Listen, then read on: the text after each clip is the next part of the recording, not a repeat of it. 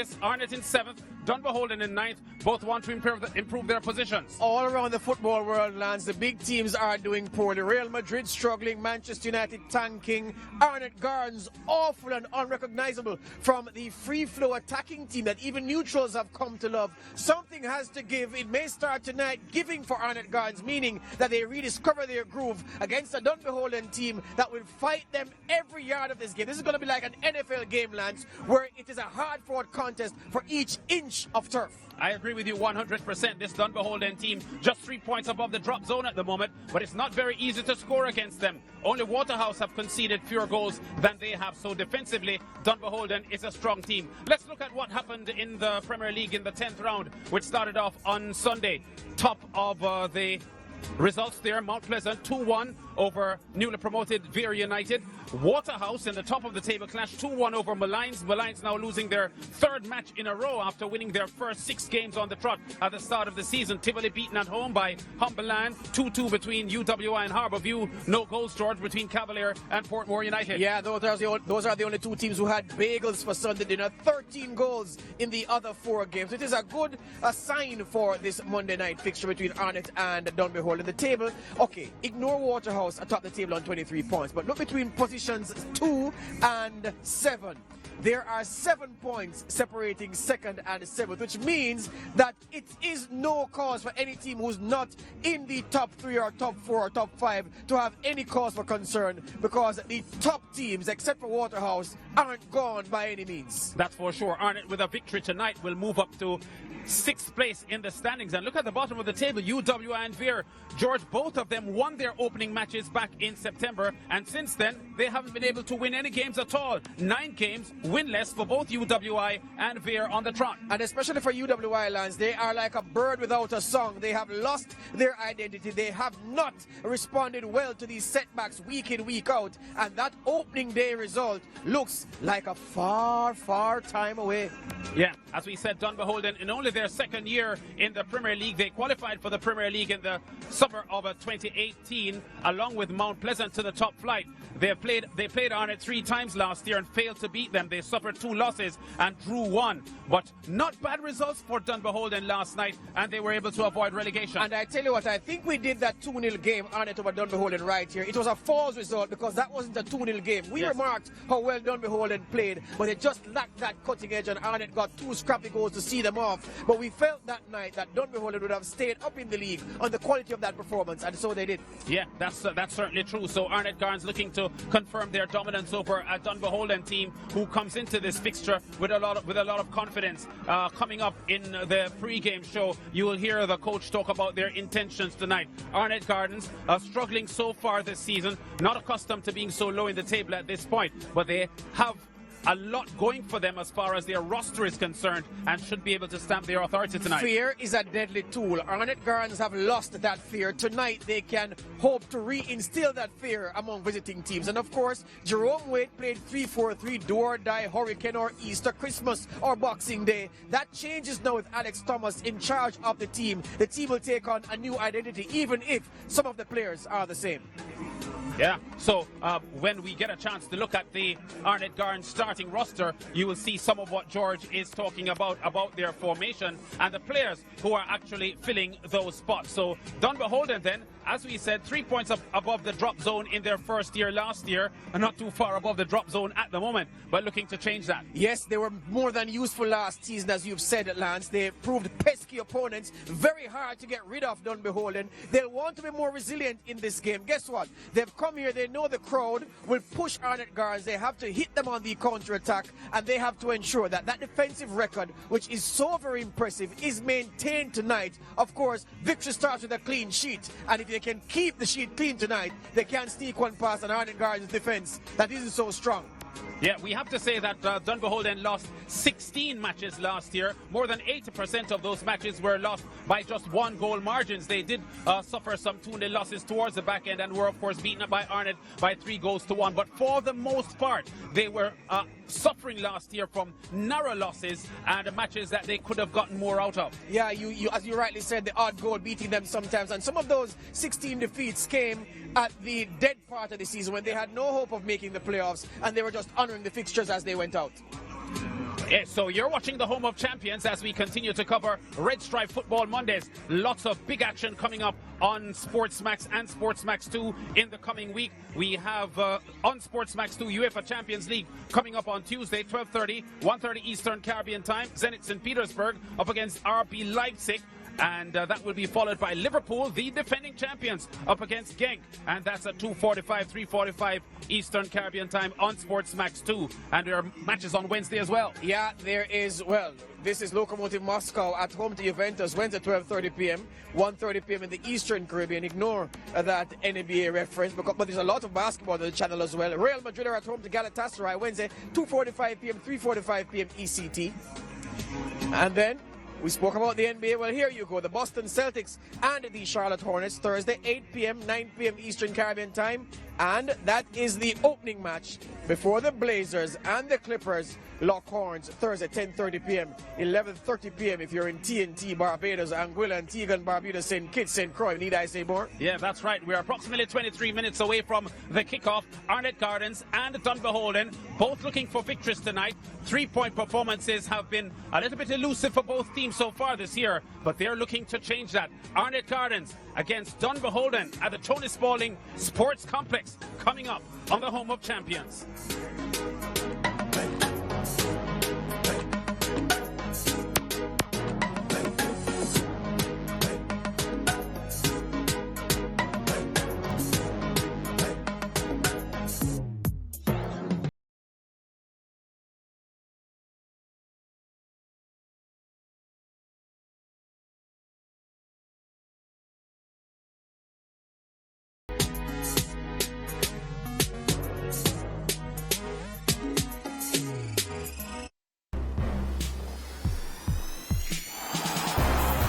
Black-clad footballers going forward. They lost the ball and won it back. They are the confident team. A chance to make it 3-2. And you bet they do. Kirk Ramsey again. Would you believe it? It's been a wonderful turnaround. The jungle is jumping. Arnett Gardens are leading. And Red Stripe Football Mondays pumping on CBM TV. Game, set, and almost match. We spoke about that space developing on the right-hand side for Arnett, with Hugh Evans overlapping just now, the cross coming in from the right-hand side. And making no mistake, the ball finding the feet of Kirk Ramsey. Again, sloppy bit of defending. Matt Morris, the ball going through the legs of Matt Morris, not able to clear his lines. And waiting gratefully was Kirk Ramsey, who put it away. This is just one amazing Red Stripe Football Mondays. And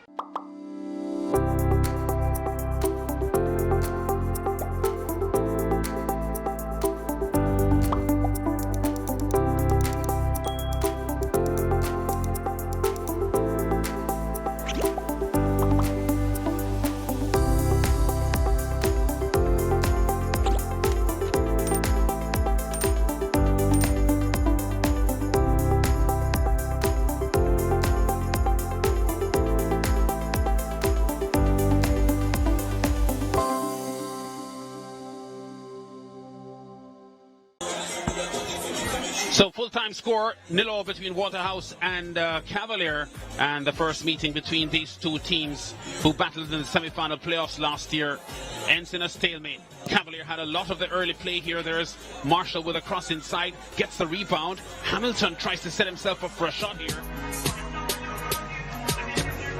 It's a pretty cool night here at the Tony Spalding Sports Complex, and we are getting ready for action here. It's Red Stripe Football Mondays, and the Arnett Gardens team, 5-time champions of the Premier League. There's not much chance of rain tonight. It's pretty humid and just a slight wind here as we get ready for action, but the field is in excellent condition, and I'm pretty sure that the players will enjoy the action here at the Tony Spalding Sports Complex. Arnett Gardens, the home team, Been a bit of a struggle for them so far this season, these five-time champions who last won the title in 2017, and they've won 2 of the last 5 Premier League championships, but last season wasn't that good for them, and this year hasn't been going that well either. Oh, it's been an awful start for Arnett Gardens. As I said to the coach earlier, you need binoculars to find them where they are in the Premier League table right now. It's just not happening for them. This man, Fabian Reid, is playing in the midfield tonight.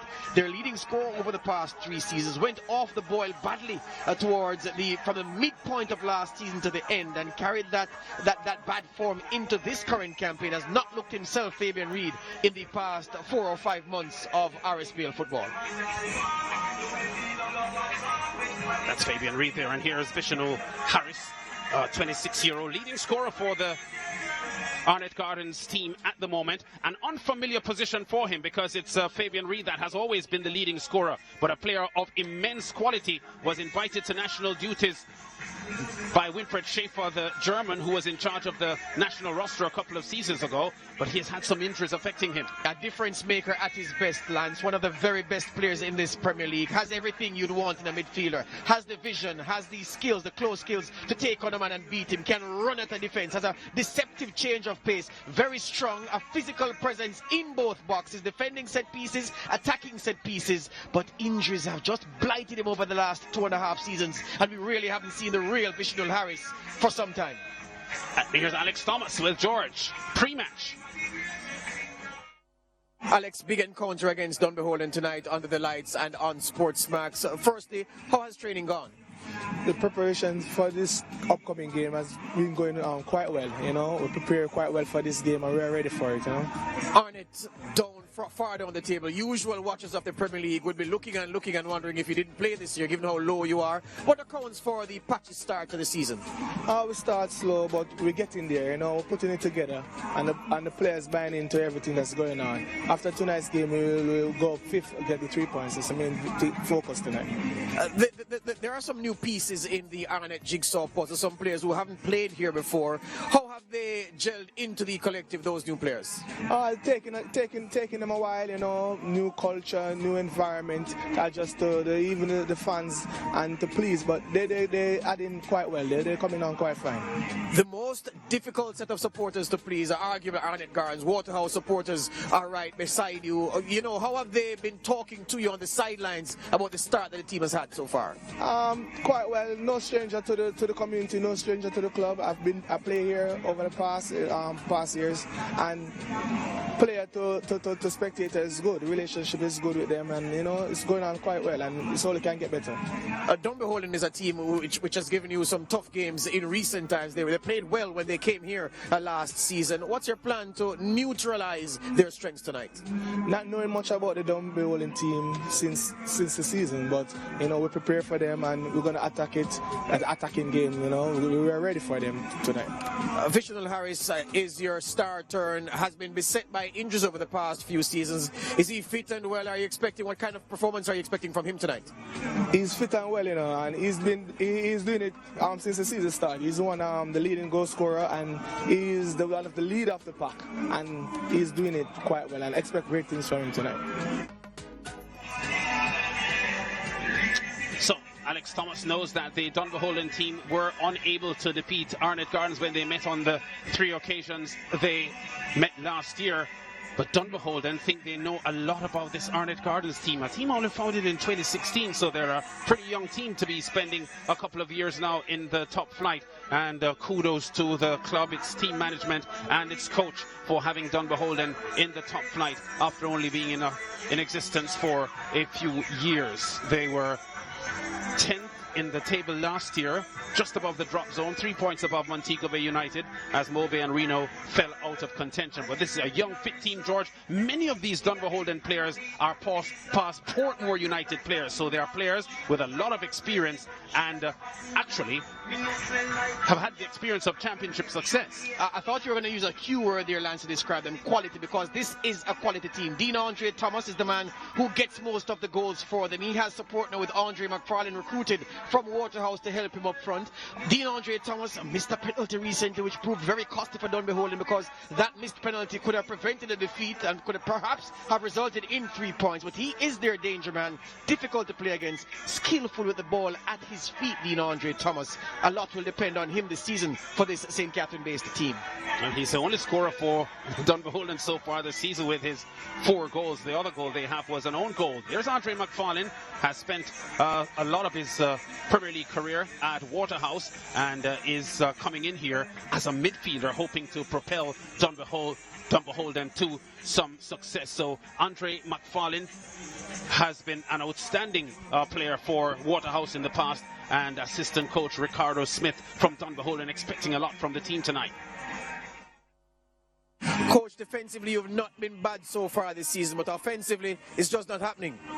Yeah, we are aware of that and we are trying to work on it, and we just hope tonight will come and put in place what we worked on so we can get the goals and get the result. You played well when you came here last season. What's your plan to dent the Arnett optimism tonight?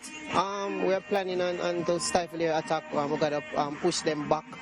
We got to press them and try to win the ball and get them on the counter quickly. That's the only way we're going to get out of here with anything tonight.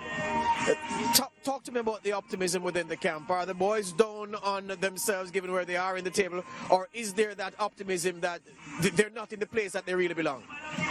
They're thinking that they could be doing better. Times gone by, we missed a lot of chances. We played well and lose the game same way. So they know it's coming. They're telling themselves that it's coming. They're working hard and they're trying to get to the top. Have you seen evidence of the 1 year's experience in the top flight?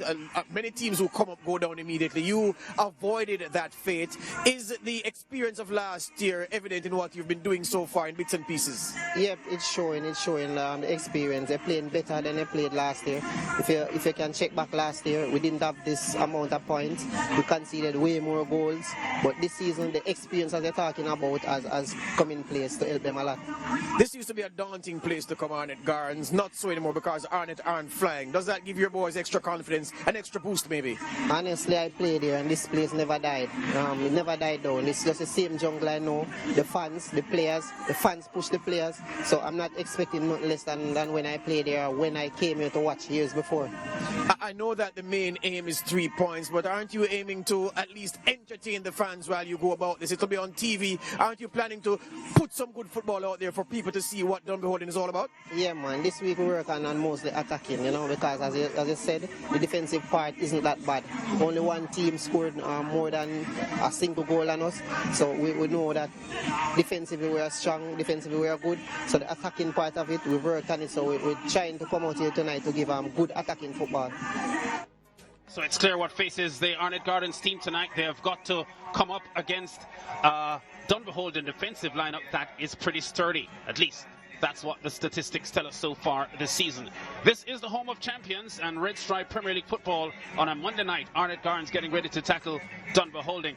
La Liga action coming up over the weekend. Eibar against Real Madrid. And this is a 12:30 match, 1:30 Eastern Caribbean time on Sports Match 2.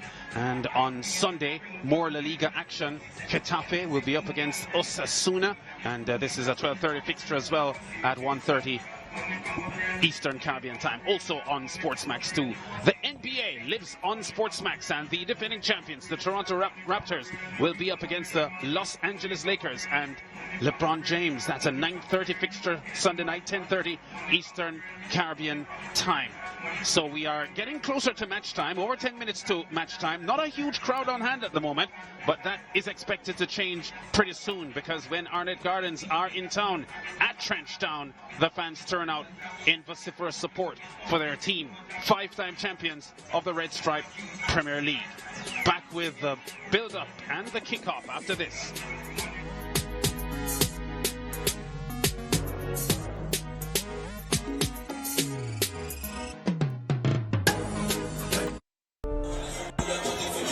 So full-time score, 0-0 between Waterhouse and Cavalier, and the first meeting between these two teams who battled in the semi-final playoffs last year ends in a stalemate. Cavalier had a lot of the early play here. There's Marshall with a cross inside, gets the rebound. Hamilton tries to set himself up for a shot here, but Ricardo Thomas gets in the way, just throws himself into the path of that play.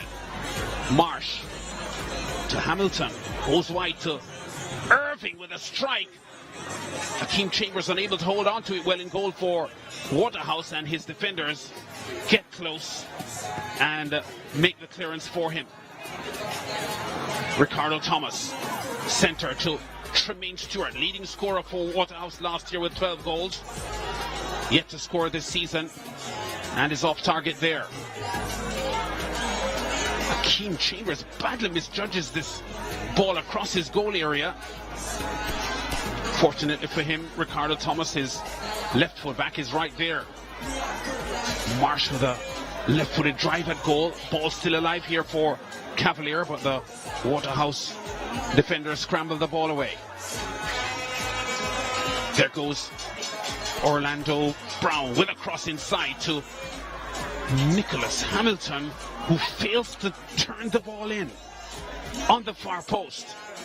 Chambers gets a hand to it, but that ball wasn't going into the goal anyway.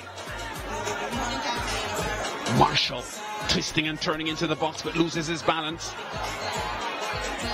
And Cavalier having a lot of threatening moves throughout this game. Waterhouse defenders having to work overtime tonight. Few moments for Waterhouse late on. Simpson does well with the cross inside there, but Raheem DePaz gets in the way and robs Rafiq Thomas of an opportunity to score. Best moment of the match for Waterhouse, as was Nicholas Hamilton's champion boy go and I pour them a singing anthem. Red stripe, watch out, man shall I better forward boy. Red stripe Premier League champion boy score. Every goal when I run from boy. Red stripe Premier League champion boy now. Back down we run him marathon boy. The Red stripe Premier League champion boy, yeah yo.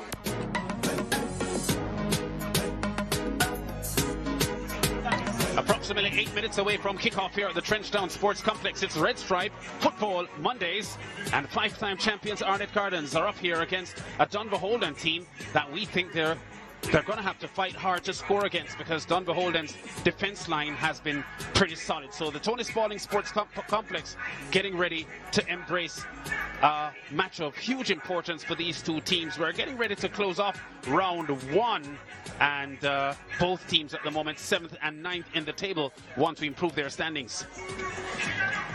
Yeah, so I just did some checks and I found out that Fabian Reed, the Arnett Gardens striker who's being deployed as an attacking midfielder tonight, Lance, was actually in Europe pursuing, seeking after a contract. Was actually in Georgia, in Tbilisi, the capital, for some time, and only just returned to local action. But the point is valid that he went terribly off the boil last season. Wasn't the player that we came to know and respect, and certainly wasn't the striker that the rest of the league came to know and fear. Yeah, that's for sure. As the vendors and the fans are getting ready to embrace a huge football clash tonight on Sports Smacks. The finalists, they've had something to say pre-match. Let's get their word in now. My name is Anthony Britton, and I'm here to support Arnett Garden. Well, Arnett Garden over the years, you know that is the champion, 5-time champion, you understand? Always go all out for them, you know. Tough in the jungle, you understand? And for tonight, you know that it's 2-1 for tonight, you understand? And it's a great feeling to be here at Arnett Garden, and the fans them love the club. So the team are going to just work hard to the best of them ability, because unity is strength, and we're going to work all the way to that, you know. If anything, second half we'll go back to the blackboard and work hard again and come out back on the field. Yeah, well, I'm Kemar Fraser. I'm here to Dunbeholden because I team with the guts, I team with the fight, you see me? I come from Dunbeholden, so I couldn't say nothing but Dunbeholden. Tonight, never beat Arnett in the league yet. I got 3-1 me I look still. I see me Dunbeholden like a murder something. Rumble in the jungle. Yeah man, I that. Yeah man, it's a must. DeAndre Thomas man, the general, 24. Look out for him. 6 goals so far. Yeah. Yeah man, leading goal scorer for the last season. We have a good squad. McFarlane same way, come over from Waterhouse in there, create some magic. So no look out. Big things are going a little more. Surprise. Yeah, Dunbeholden we say. Straight up. Alright, I'm a fan analyst. Good night, TV land. I'm here to support a good game tonight. Watching Arnett against Dunbeholden. Arnett a rejuvenated side with a couple of the veterans them like Visional Harris, Tull, with Young Bang carrying the squad, with Jerome Wade out, Alex Thomas. You don't know he's a good coach with Irving English beside of him. I'm looking for an impressive 3-1. So both predicting 3-1 results, but of course in the opposite direction as the teams are getting ready to take the field. And like it was last week, but I see Kevin Morrison there. O'Shea Nation is listed as the man with a whistle tonight. There's Kevin Morrison in the middle.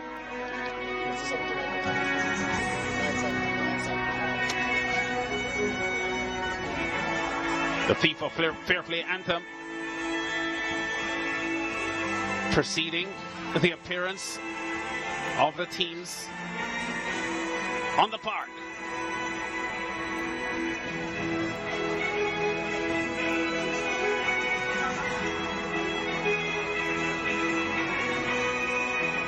Dunbeholden in blue, Arnett Gardens in their traditional red and black. They call them the Junglists. And the reason for that is because they call this part of Trenchtown jungle. Kevin Morrison is the man with the whistle.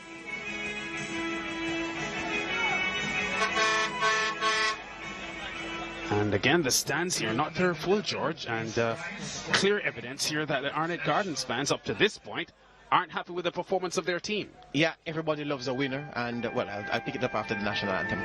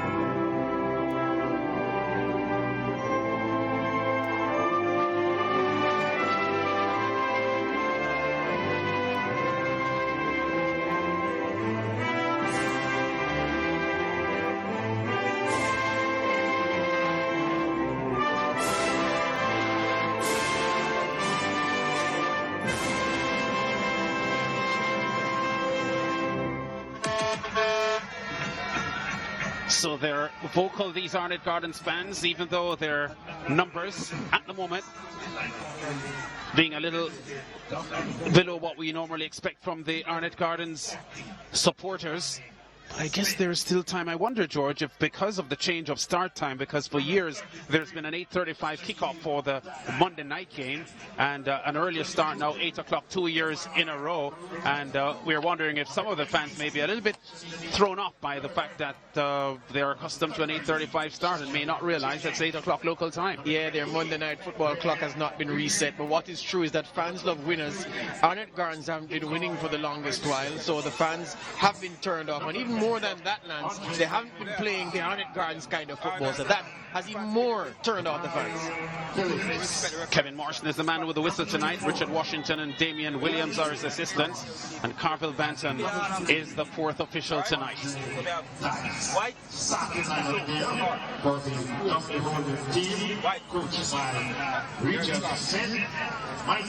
The big number 33, Shaquille Dyer, is the captain of the Dunbeholden team. Was on the Arnett Gardens books for some time, so he's not unfamiliar with these conditions here and the atmosphere in the jungle. You know, I have to make a point, Lance. It might seem trite to some people, but it is necessary to make it. Number 26, the captain for Arnett Gardens, Ricardo Oldham, is a university graduate, did his tertiary studies in the United States. As we look at this Arnett Gardens starting 11, it's important because people think that footballers are airheads. He is not. For sure. Chadim Rodriguez, the Kingston College former Manning Cup goalkeeper, at 19 years old, is in the sticks here, between the sticks for Arnett Gardens. McGregor, Martin, Nesbitt, Neal. There's Edwards, Oldham, Harris. A 4-4-2 formation set up here for this Arnett Gardens team with Steve Clark and Paul Wilson given the responsibilities to score. Arnett Gardens have not played anything except 3-4-3 since 2013-14. That was the year, the season, when Calvin Lewis was sacked as manager and Jerome Wade came back. Since Jerome Wade came, 3-4-3 every game, every circumstance, every situation. Alex Thomas is in. It changes to 4-4-2. Arnett have a new identity, at least on paper. Yeah, they're looking to get some results here. This Dunbeholden team is a team that drew 0-0 with Arnett Gardens last year. In their last fixture of the year, suffered 2-0 and 3-1 losses earlier on. Look at this Dunbeholden lineup. 6 players in this Dunbeholden starting roster with Portmore United experience. There's Nicoy Christian, there's Shaquille Dyer, also Andre Dice, Kimo Gale, that's in fact Soniki Burton, Chevon James, and so on. A lot of former Portmore players in this Dunbeholden setup. Yes, and the number 10, Andre McFarlane, who has played in the last 2 Red Stripe Premier League finals, played there for Waterhouse, didn't get on the score sheet, but a player of immense quality. Watch when he gets the ball with his back to goal and the defender in his back. Watch him mix the defender like a blender at full speed of operation. Very, very skillful player. He kicks the ball off. Andre McFarlane, not a huge goal scorer, but he holds the ball up very well. He has immense skills and does have a lot of assists on his log. Well, don't want to wish an Achilles injury on him, but his Achilles heel is his finishing. Does everything brilliantly well, except putting the ball into the back of the net. Yeah, just scored 1 goal for Waterhouse in the entire season last year, but did have 8 assists. Dunbeholden looking very purposeful early here. We've spoken about a few players so far. My player to watch for Dunbeholden is the man wearing number 23, Nicoy Christian. He makes them play. He's their creative genius, if you may. Usually everything positive they do from an attacking perspective runs through him. Several blue shirts lining up across the box here looking for goals for Dunbeholden. Alex Thomas strategizing here for the Arnett Gardens team.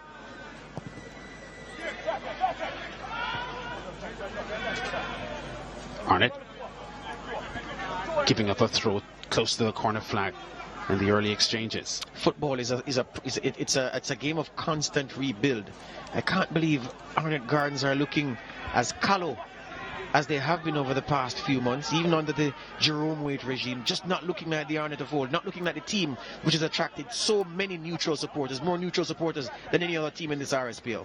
Oh, McFarlane turns well here, but doesn't get the accuracy on the shot, but the take on the chest and the spin looked impressive, but the end product not too hot. Again, just advertising some of his qualities there. There's no player on the field with a better touch than Andre McFarlane. We can guarantee you that. With the first touch or second touch, the man is brilliant.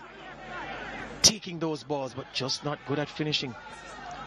Additional Harris knocked over and complains to the referee about the challenge. Cramp so early in the game. Wow. This is not schoolboy football.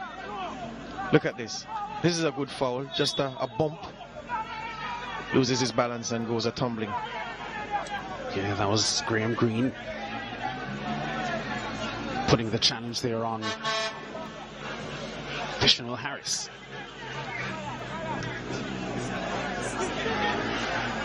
Harris not getting to the ball as quickly as Smith does in the Dunbeholden goal. I've felt it for this man in the last 2 seasons. Just can't get going, couldn't get going rather, because of the constant injuries. Recovered from one, sustained another. Never a injury-free run for him. Never did 3 or 4 games consecutively. And that really undermined his contribution to this Arnett Gardens team and helped them to, well, he didn't help them, and that's the point. When they really needed him the most in the playoffs last year, Vishnal Harris wasn't able to weave his magic. Yeah, but the signs are good for this year for Vishnal Harris. already has 4 goals so far this season. Had 2 goals last year, 4 goals the year before, so he has already equaled his 2017-2018 take. Ricardo Smith, the assistant coach of this Dunbeholden team, the head coach Regal Smith, at the moment not at the ground.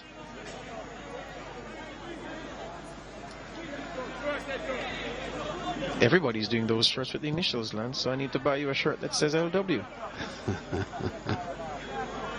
And it doesn't mean long-winded, because you are not.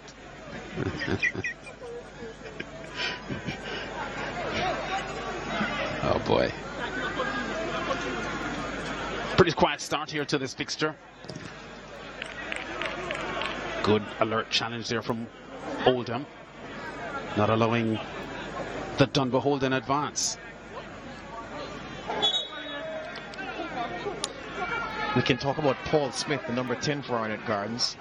I've spoken a lot, well, Paul Wilson, beg your pardon. I said Paul Smith, the racehorse trainer, there you go. Diamond Mile on my mind. That's him. Usually you say they have big boots to fill. He has a huge jersey to fill, because number 10 is the fantasy number where Arnett Gardens are concerned. I can't remember a dud number 10 in Arnett Gardens. It's long history, Lance, and I'm talking going back to the 1980s when you were commentating this Premier League football and I was listening to it on radio. You're right. Wilson, a player with a lot of ability, but since returning from Harrisburg City Islanders in the USL Pro League, hasn't really set the house on fire here. Spent a couple of seasons at Cavalier before coming here to Arnett Gardens. He has a centre-forward function tonight. Let's see how he operates there, the number 10 for Arnett. Yeah, that's going to be a false centre-forward. At the tip of the Arnett attack will be Fabian Reid. He's the man who plays best with his back to goal. And given how the personnel on the field for Alex Thomas, that's how Arnett will play. The man at the point of the attack will be expected to bring others into play, and Paul Wilson, bless him and his talents, not physically capable of doing that. That's Steve Clark, arguably the fastest player on the field. When he gets running, defenders have to watch out. Is it any wonder he went to Donald Quarry Secondary School? Donald Quarry, of course, the 1976 Olympic champion over 200 meters. Here you go. And here he is, Clark. Oldham wants it.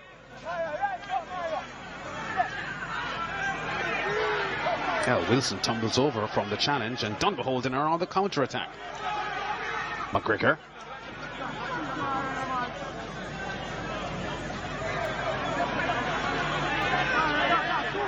Neil inside to Edwards. Nesbitt took it really well there. His pass inside for Harris, though, snuffed out by a strong tackling Dunbeholden defender.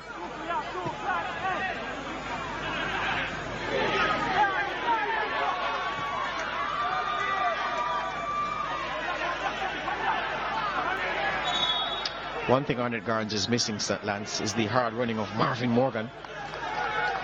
A player who competed for every ball, even those that went into touch. This team could do with that energy and industry. Doesn't have that. Yeah, Morgan, a real busybody he is. Was finals MVP in the 2016-2017 campaign when they defeated Portmore by 2-1. Actually hit the winner then.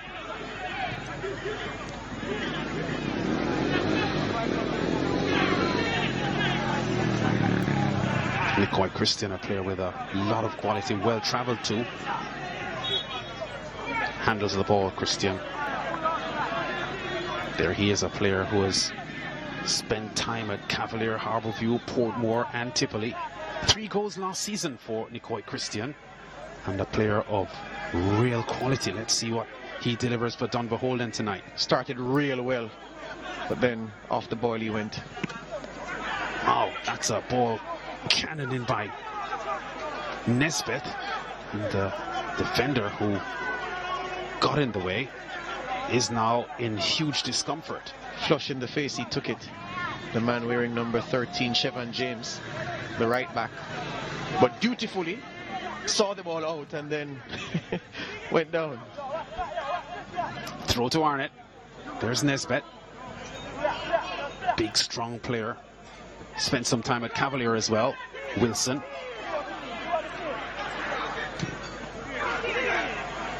Oh, wasted effort there by Jamar Martin. Not too sure what he was looking for there. Yeah, Nesbitt let him know because Nesbitt was in some space to his left. Would have received that on his favorite left foot to curl across in. We saw him do that on a number of occasions to good effect last season. Didn't get the chance there. The game scrappy at the moment, as you noted, Lance. Dunbeholden, as you'd expect, have been on the back foot. Arnett have been prompting, but it's not cohesive just yet, the passing. No rhythm yet in the Arnett play. Christian tackling Neil, forced to get the ball back here, so Arnett starting the play over from home, as they would call it. Wilson to Edwards. McFarlane puts pressure on.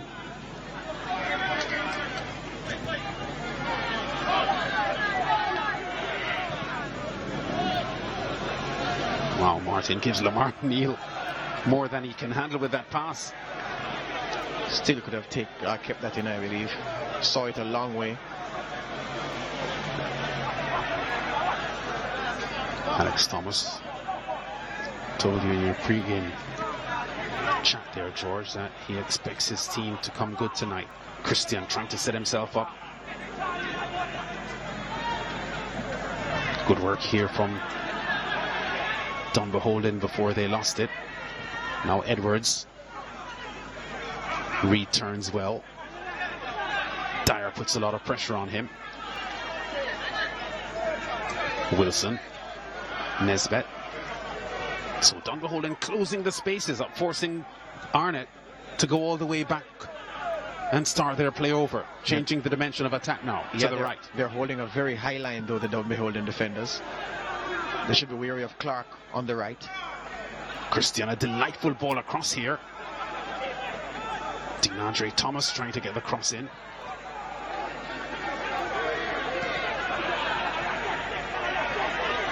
Clark. Oldham. Wilson.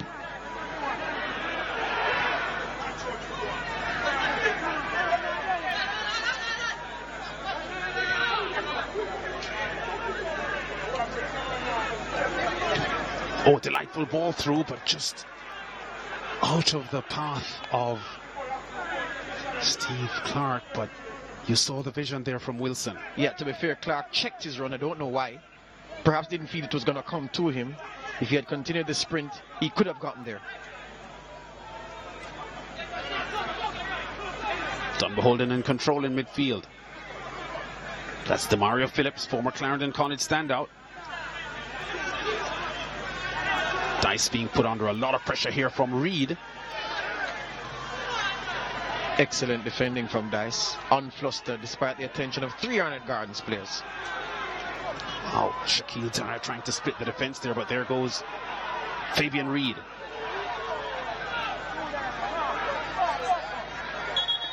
Tumbles over from the Shaquille Dyer challenge. Arnett winning a free kick deep. Lance, I'm not sure if when he ran onto that pass, there was an opportunity to lob the keeper. That's what I saw. But I'm looking from a different vantage than Fabian Reed did, and for some reason he hesitated and bought a free kick. But I saw Smith off his line, and I thought he was going to go and try to embarrass the goalkeeper from distance. Wilson with a free kick for Arnett. 5 red and black shirts in the box for Arnett, looking for scoring opportunities.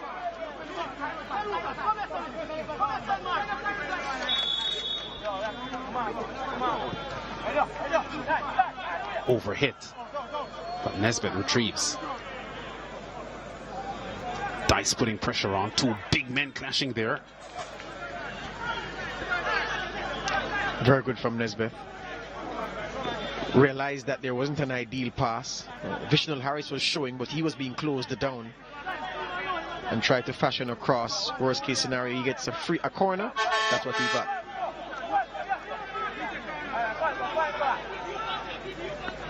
And Steve Clark is going to strike it. And there are lots of red and black shirts in the box to aim for.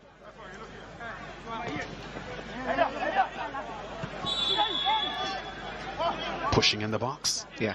Says referee Morrison. Big boy Nesbitt. Nesbitt also spent some time at Cavalier. And some sturdy defenders at the back here for Arnett Gardens. McGregor, not that tall, but very robust at central defence. Good you mentioned him, Lance. In a very ordinary Arnett Gardens season last year, I thought he was one of their better players. As we noted several times last campaign, fitted in seamlessly, moving over from Barbican, your old club. Yeah. And when I say your old club, I don't mean that you were a club member. You were a player for Barbican, weren't you? Yes, I was. And not the Masters League team, correct? Both. I did play Masters League as well. I get the impression, George, that you're making fun of me. I'm not, my friend. Okay. You're a scholar and a gentleman. I wouldn't do that. Here's Arnett. Fall a little bit short there for Wilson, or by Wilson.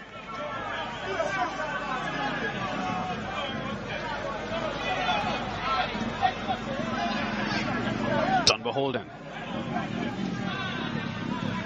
McFarlane's first touch a little wayward, doesn't keep control of the ball and gives up a goal kick here to Arnett. There's Andre McFarlane, as we said, spent 3 seasons at Waterhouse after leaving Tivoli Gardens.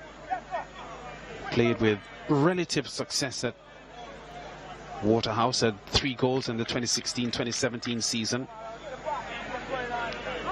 3 goals the season after that.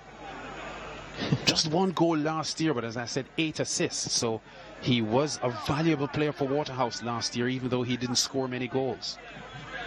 A chunky figure, Andre McFarlane. Yeah, but I agree with you, George, about his first touch. His touches are so sublime. Yeah.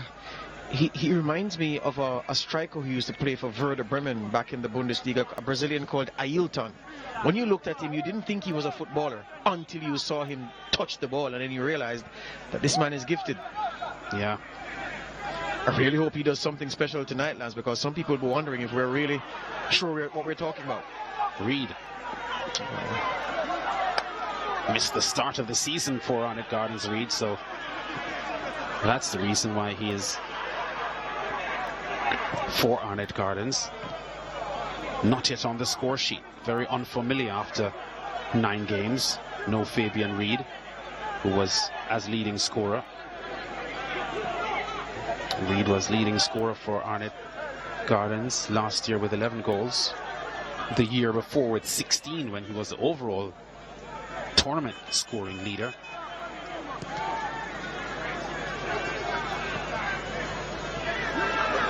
Humberland players meaning business here. You can see when Arnett have the ball, the Humberland players are pressing them, not allowing them too much comfort. Bad pass by Reed. It's a credit to Humberland, but you mean Dunbeholden? Dunbeholden. There you go.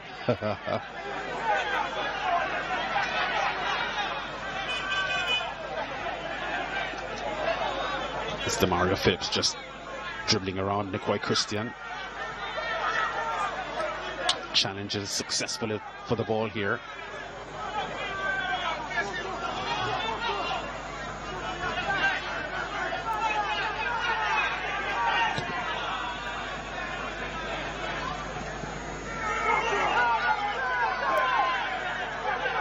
Bishanel Harris. Arnett now on the counter.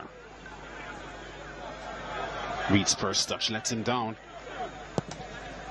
And Giovanni Smith with a big clearance in the Dunbeholden goal. So here's the thing, going forward, Dunbeholden, they don't seem to have a plan. A couple of times now they've come to the half line, and then the tactic is boot it long to one of the front men, McFarlane or Dean Andre Thomas. That hasn't worked. They've defended well though, because so far Arnett have been unable to free Steve Clark in any one-on-one situation with any of the defenders wide. Smith being roughed up here by Siobhan James. Nesbitt gets to this ball before Demario Phillips does. So already you can see why Dunbeholden have such a good defensive record. They've ensured there's no space behind them, whether from the wide areas or from a central position. Block those routes. Arnett not quite figuring it out just yet, but they look as if they have the potential to cause damage.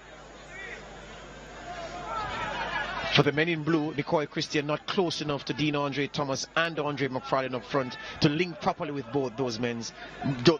Long ball to them won't cut it. He needs to be closer to his strikers. Christian wants the ball and gets it.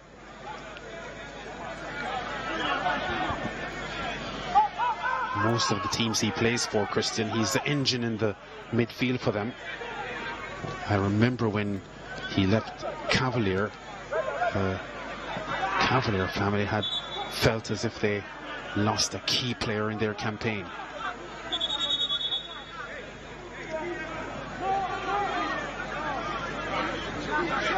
One of the things we haven't given him credit for is his defending, because he's done some tackling so far in this game, especially on Visional Harris and Paul Wilson. The two most creative men for Arnett Gardens. Good football from Dunbeholden. Thomas. McFarlane. Good skill by McFarlane. Too much weight on the pass though, aiming for the ace scorer, Dean Andre Thomas. Surprised that he did that, because that's his stronger foot, the left. And really shoveled that pass. Look at this. Lulls him in and leaves him for dead. And then just gets too much on the connection.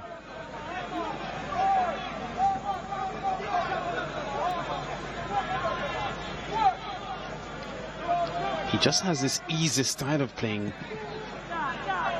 Andre McFarlane. I think that sometimes it deceives his tacklers, gives them a false impression of how much work they have to do to take the ball from him. Wilson. Reed. Brilliant. Wilson. Great work there from James. Brilliant. Dyer. Phillips. Dunbeholden in transition. Wow. Wow. Poor from Phillips. Christian was calling him for it early. Ignored by Phillips, who dribbled into touch. James shoves Wilson over. Free kick to Arnett Gardens. Arnett Gardens will feel tonight, George, that all they need to do is to breach Dunbeholden's defense, get a goal, and they should be good for 3 points, because Dunbeholden's offense has been pretty awful. So if they can breach their defense, which is good, then Arnett would probably feel that they've done 80 or 90% of their job tonight. Yeah, but problem for Arnett Gardens, Visional Harris going down, holding the groin on the left side.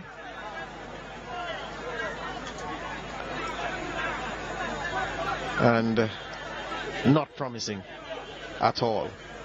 Wow. What does he have to do to get a break?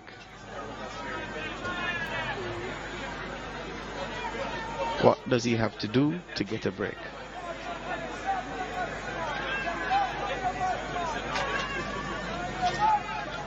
No movement yet on the Arnett Gardens bench, but concern for Visional Harris. And no doubt he's going to go off for a massage or some magic spray to see if he can continue. Well, there's the concerned look coming from coach Alex Thomas, who's also in charge of the Wolmer's Manning Cup team in schoolboy football, so he straddles two jobs at the moment.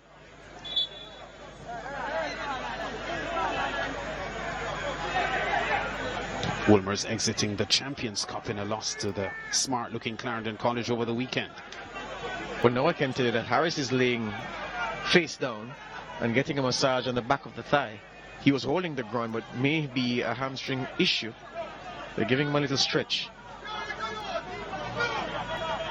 Well, there'll be a lot of concern on the sidelines there, with all eyes on Visional Harris, because Visional Harris out of this Arnett Gardens setup is an Arnett Gardens setup that is certainly not as strong without him, with him in it. Wilson. Good cross by Wilson. Clark tries to get a shot off. Oh, a brilliant save. Giovanni Smith.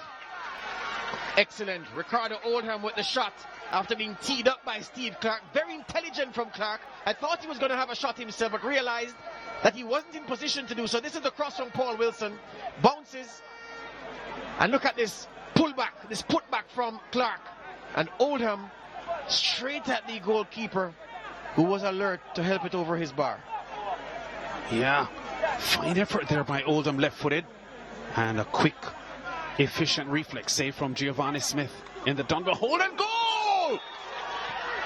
Offside. Well, infringement spotted by the referee, to be fair. Fabian Reid thought he had celebrated his first goal of the season.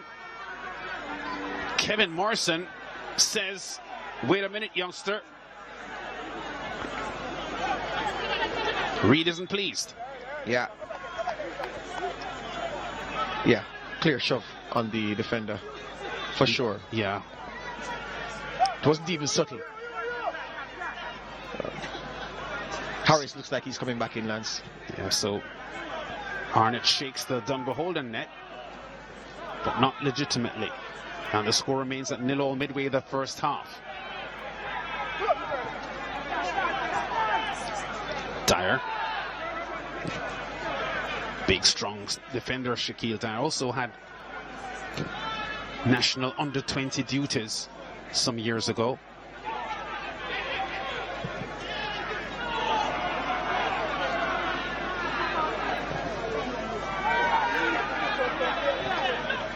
Wilson's pass forward. Reid is away. I'm not sure what he's trying to do there. Trying to pass to Harris, Lance, when he should have driven forward Fabian Reid. Come on, Fabian. Where are your striker's instincts, my friend? Oh, that's a curious play by Reid. He was straight on goal. The goal faced him. He tried to set the ball up for a teammate.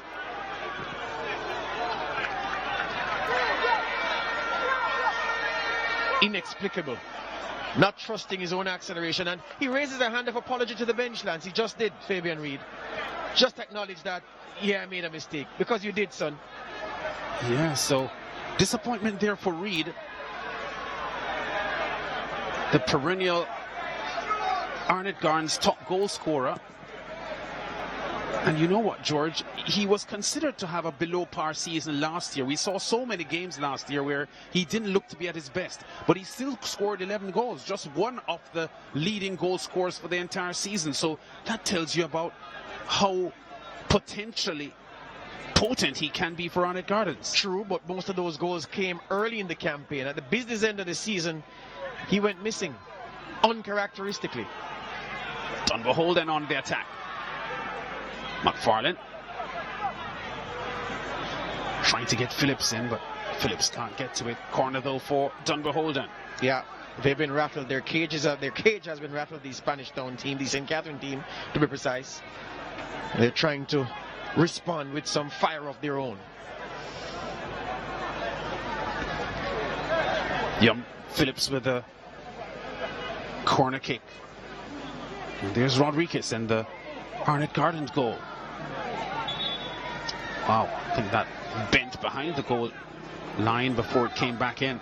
Yeah, going back to that Fabian Reid chance. The ball was on his left side, the defender was on his right, so he could have easily held him off if the challenge had come, but somehow didn't trust himself in a sprint with the centre half, Lance, and was trying the easy way out by passing on the responsibility to Visional Harris. Yeah. Strange decision. Fourth domestic season back home.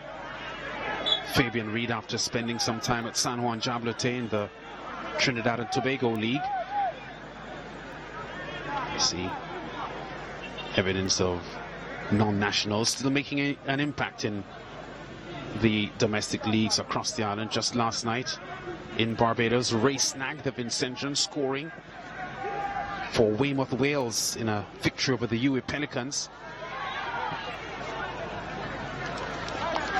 Team effort on goal. But guess what? It gets applause, Lance, because at least it's something from an attacking perspective from Dunbeholden. Their second shot Their second shot off target, but at least they're on the board.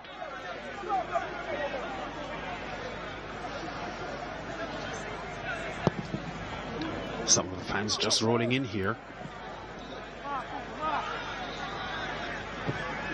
Harris with a team effort that Smith has an easy take on.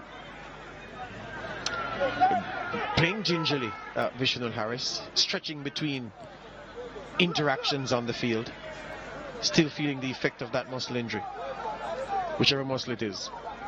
Yeah. So Harris, a key player here for the Arnett Gardens team, and perennially bothered by injuries. There was an instep injury that bothered him a season and a half ago that severely hampered his playing time for Arnett Gardens. And I can say this without fear of contradiction. When he's fit, there's no midfielder in this Premier League better than him. Certainly a visionary and a creator. And adept at taking the ball to defenders as well. Remember that goal against Humble Lion in the playoffs 3 seasons ago it was? Oh my goodness, when he just ran through them and pushed them away like they were mannequins. It's still a part of the opening montage. As it should remain. Red Stripe Football Mondays. Dice. Oh. Took his eye off the ball to look upfield. And the rest is history. He made a mess of that play, James. But here's Oldham.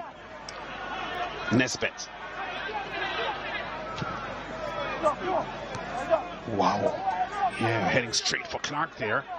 That was Saniki Burton getting in the way. Oh. An apology there from Vishnu Harris, whose side-footed pass was just a little off target. But you saw what he was trying to do. Yep. Paul Wilson has quietly been having a very good game for Arnett Gardens, has grown into it. Much of their good players come through him. That's the little man on the screen just now, wearing number 10. A shirt worn by Leon Strickland with distinction, a Premier League champion in the number 10, as was the best number 10 of them all, without fear of contradiction, one W. Boyd.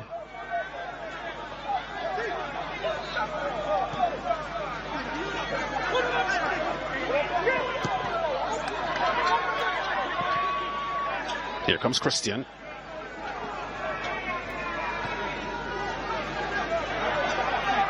James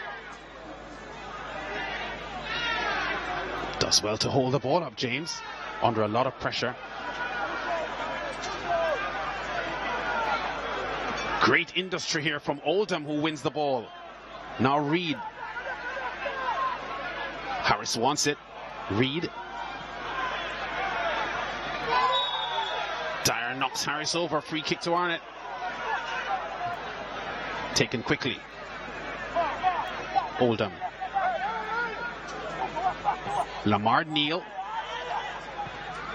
Oh, great pass there by Wilson. Wilson. I think he was aiming there for Reed. Yes, he was. It didn't quite get to him. But Arnett looking very positive now in the final 15 minutes to the halftime break. Yeah, on top in the midfield battle. Their defensive midfielders are winning Ricardo Oldham and Lamar and Tamar Edwards. And then the attacking men, especially Paul Wilson, having time to do what they want to do with their forward passes. My only disappointment so far, Arnett have not brought Steve Clark into the play much more often. Clark needs to be set free down the right-hand channel, and so far the midfielders haven't been able to find him. Oldham's pass here finds Reed. Oh, Reed goes for the effort on goal. Got a lot of power onto it, but there was a deflection there on the Arnett team winning a corner. That's more like it. Taking charge of the situation. You're the top striker. Don't know what he's apologizing for again. I have no problem with that play. So the stands have filled up significantly since kickoff. Third corner this for Arnett. Nesbitt gets the header, but not well directed. Yeah.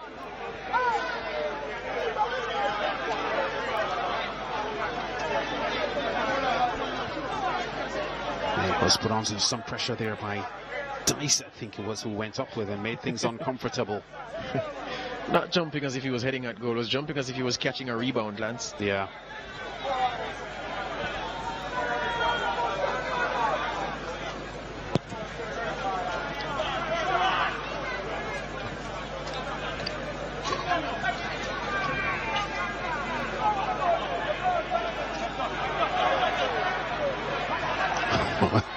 Edwards makes the challenge. Has been brilliant so far. Yeah, and recovers well enough.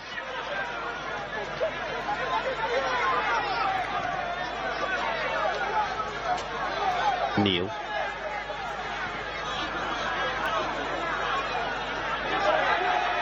Oh, Clark uses his pace there to go through, but Dyer reads the play well and breaks the attack up.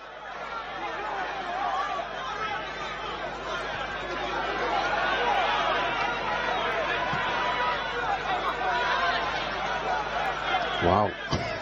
The Mario Phillips has run about 80 meters on that play.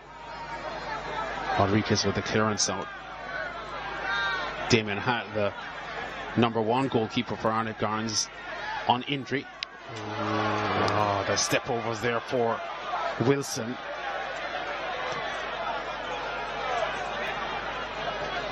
Thomas gets some support here from Burton. Thomas making room for himself. Blocked as he tried to go through two men, Neil and Edwards. Clark.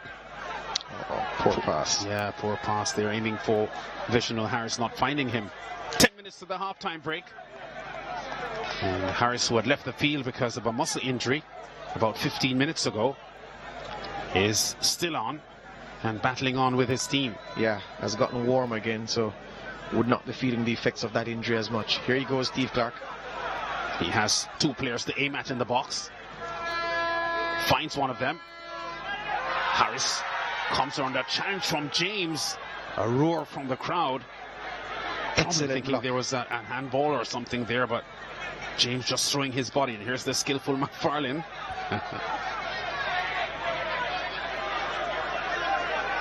Carruthers. Nesbitt. Taking care of business. I don't have to foul for that, I'm sorry. No. Carruthers there dancing and prancing over the ball. Nesbitt just watched him. He's hurt. Yeah, Carruthers looks to be hurt.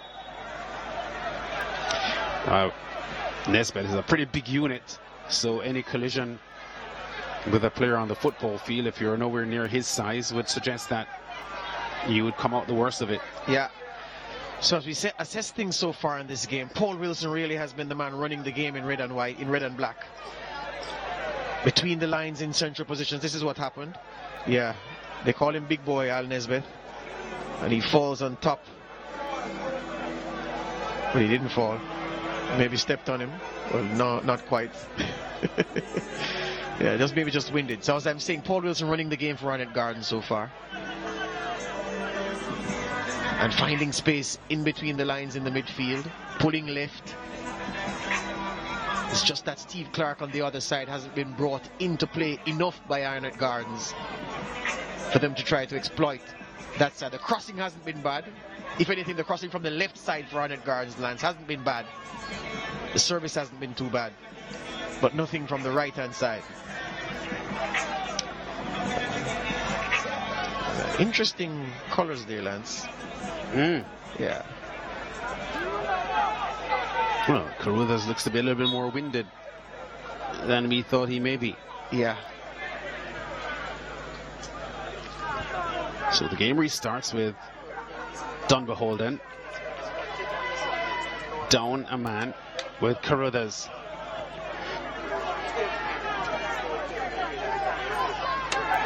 On the sidelines, and Arnett in possession inside their own half.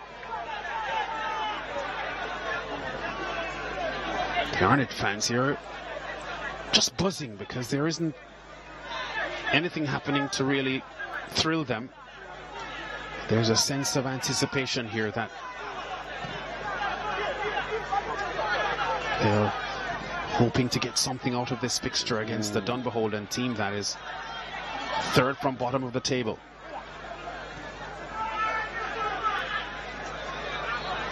Fourth from bottom of the table.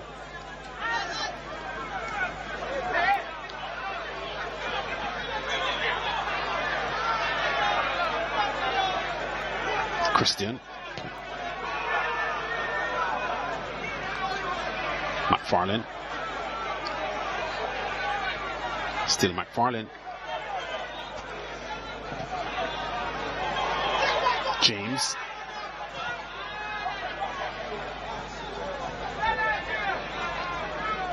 Neil reacts more quickly than Phillips does.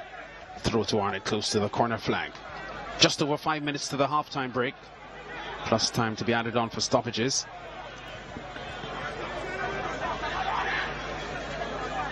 So far we've had just one scoreless game in round 10 here, and that was the Portmore Cavalier game yesterday. Carruthers under pressure from Oldham, who gives up a corner. Second corner of the match here for Dunbeholden.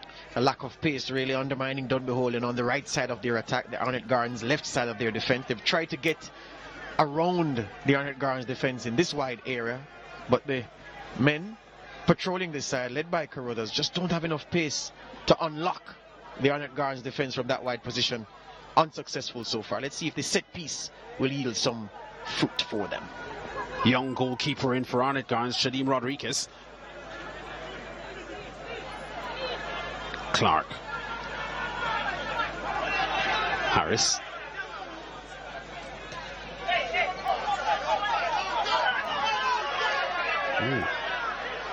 Nice opted to knock that one out. I thought it was going out. It was.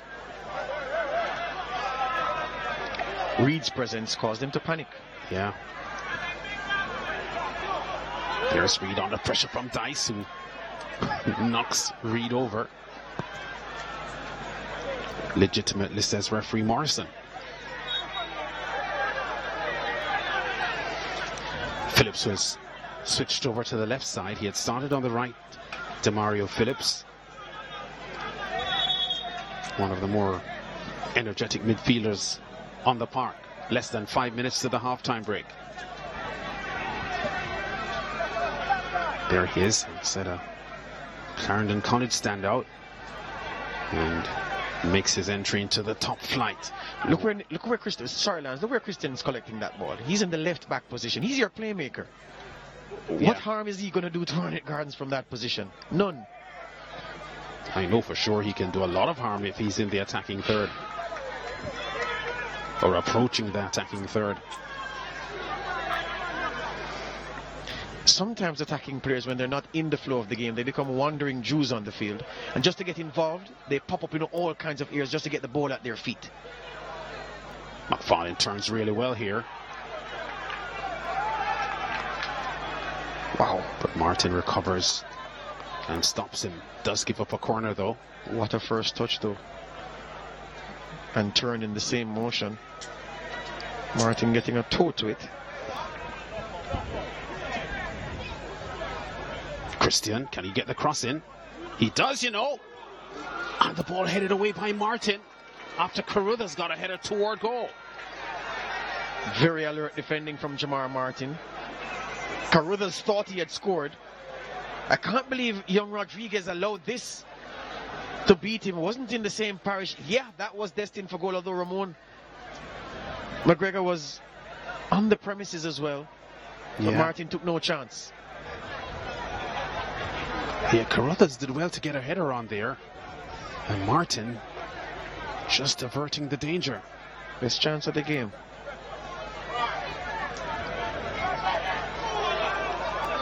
Martin again. Yeah, vital header from Martin. Demario Phillips and Wilson go for the ball. Arnett win the throw. Assistant coach Smith, pre-match mentioned, George, to you out there, happy that they have started a lot better this year than they did last year. Last year, after 9 games, they had just 7 points. They have 10 points at the moment after 9. For a better 2019-2020 campaign than they had last season. Funny, when you're a promoted team, you just don't get the breaks. Many of those defeats, they didn't deserve to lose those games. Yeah, that's for sure. We saw quite a few of them.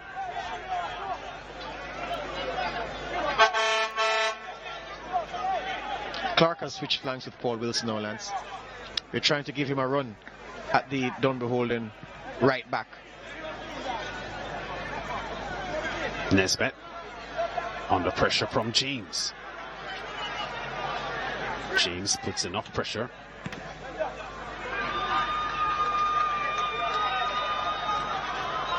Wow, this is the ace goal scorer, Dean Andre Thomas. But his passing skills let him down there as he was aiming for McFarlane, who offered himself for a pass. Too hasty, no reason for him to have passed at that time. Wasn't being challenged. Still had some space to carry the ball a bit further, steady himself for a better pass. McGregor.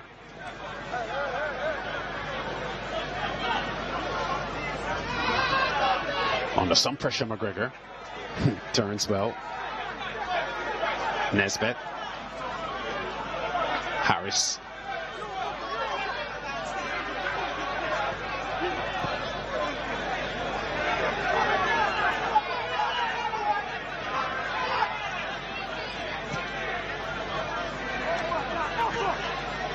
Oh, James gives the ball away. Free throw now to Arnett Gardens.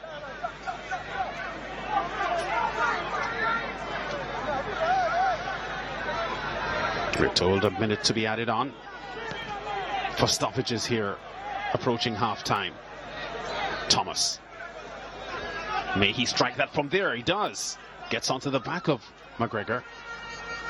And Rodriguez has a fairly easy take. All that because of an awful first touch from Lamar Neal. Oh.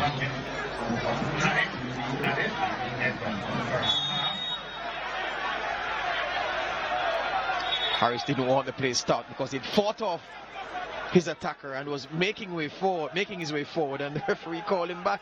Didn't want Mr. Morrison to blow. Look at this exchange. Yeah, no, he didn't. Gets rid of him. Yeah. And then is pulled up. Yeah, Green hanging on to him there, but he got rid of him and was heading goalwards.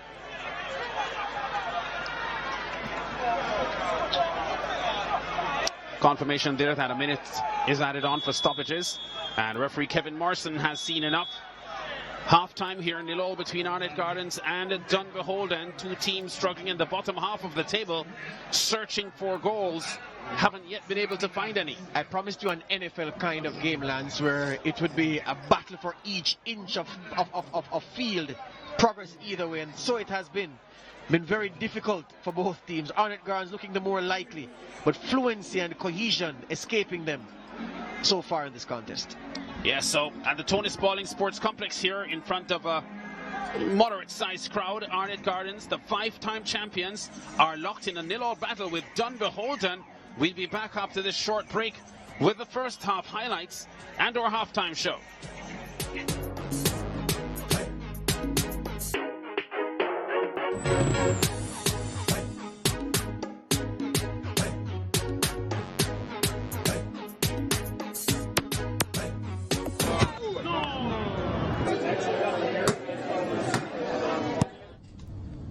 One bag of gold medal pan me now.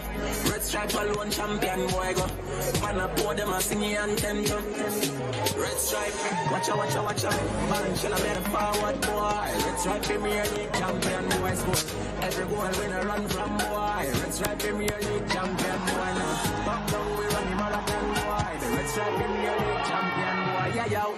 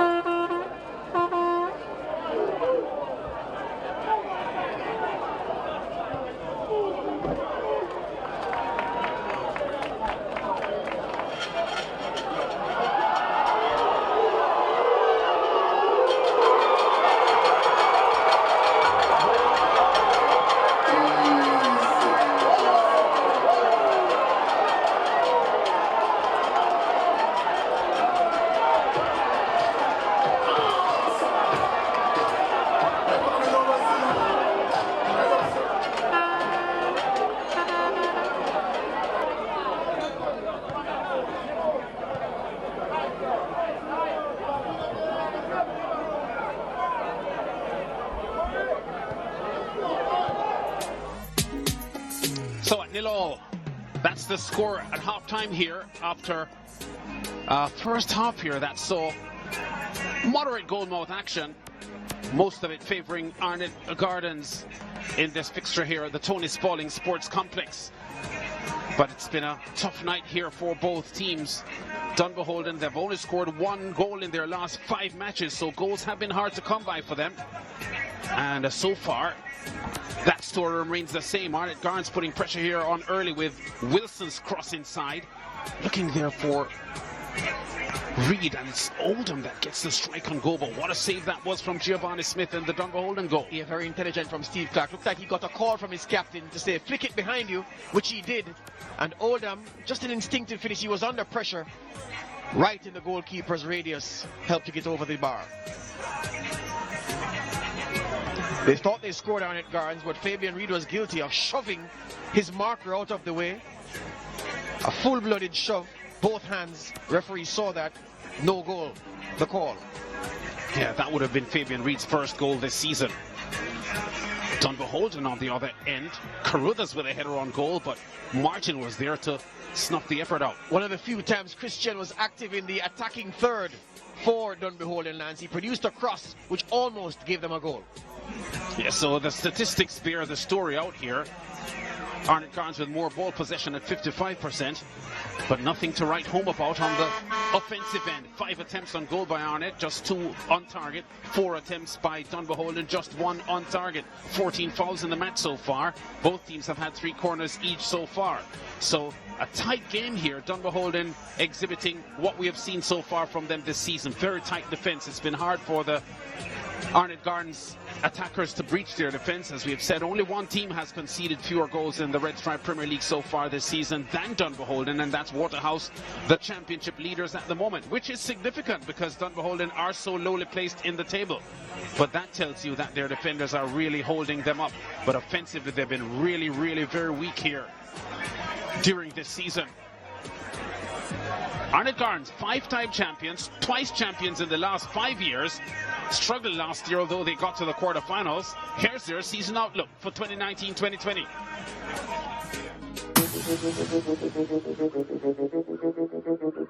Dear RSPL. Dear RSPL. Dear RSPL, warning. Warning. Arnett Garden coming, fighting. Arnett Garden will win the championship this season. Warning. Arnett Garden FC will win the title. Jungle is 2019 season about to disappear for them. That pretty much sums up their night. Arnett Gardens exit the championship and complete 5 games against Cavalier this season without a single victory.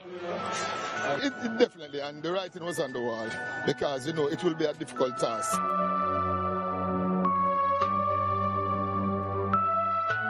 It was a major setback because last season we were looking to go all the way. For me, it was a downfall because we wanted to be there, but unfortunately we didn't, so we have come again this season. First of all, our plans is to make it to the top 6, and then after that we take it from there. Plan for this RSPL season is to go as far as possible and to bring back the community, bring back happiness in the community. The main thing is to go all the way. We're trying to go all the way this season. Last year we didn't go all the way, so this season we're trying to go all the way. The plan for this RSPL season, just take it step by step, matches by matches, so we just want to reach the final. That's the aim. Putting together some nice quality football passing game, you know, from A to D, D to A, you know, to bring a different style of play to the club.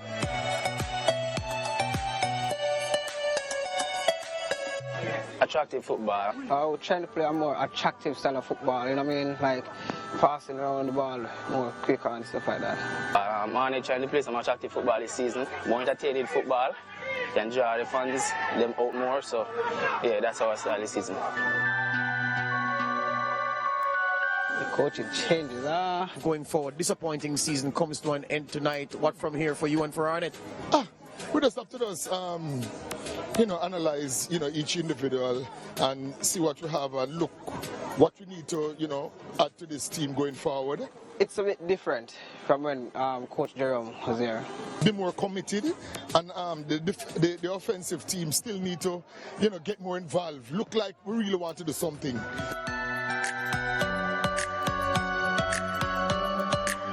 He allowed the team to play, much more freer. Coach changes, it's normal, professional, so we just adapt to it. Two good coaches, so I play some good football. New coach in a sense, but I'm a part of the culture, as a former player that used to play here, I understand each and every one, and the players are buying into everything, everything's going well so far. This coach emphasizes more on keeping the ball, playing more attractive football, so there's two different coaches, two different philosophies, so we want to work with him.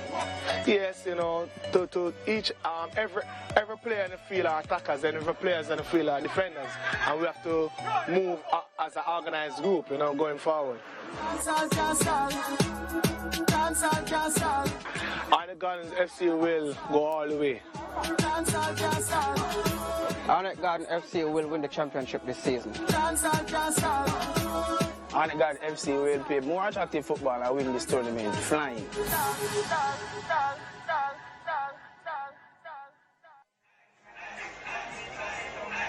Nil all at halftime here between Arnett Gardens, the home team, and Dunbeholden in Red Stripe Football Mondays on the home of champions, where the UEFA Champions League lives. Zenit St. Petersburg against RB Leipzig. That's on Tuesday afternoon, 12:30, 1:30 Eastern Caribbean time on Sportsmax 2. Also on Sportsmax 2, Liverpool against Genk, 2:45, 3:45 Eastern Caribbean time. And then Lokomotiv Moscow and Juventus Wednesday, 12:30 p.m., 1:30 p.m. in the Eastern Caribbean. Followed by Real Madrid at home to the Turkish club Galatasaray, 2:45 p.m., 3:45 p.m. in the Eastern Caribbean on Wednesday, Sportsmax 2. What about some basketball? Well, what I'll say is the Celtics and the Hornets clash Thursday, 8 p.m., 9 p.m. ECT. That's on Sportsmax. And the Lakers, no, the other team from LA, they don't want to be called that, mind you, the Clippers, they play the Trailblazers Thursday, 10:30 p.m., 11:30 p.m. ECT. Sportsmax, the destination. So the fans haven't seen anything yet to shout about from either team, neither the home Arnett Gardens fans nor the visiting Dunbeholden fans here at the Tony Spalding Sports Complex. We'll be back with the second half in a few ticks from now.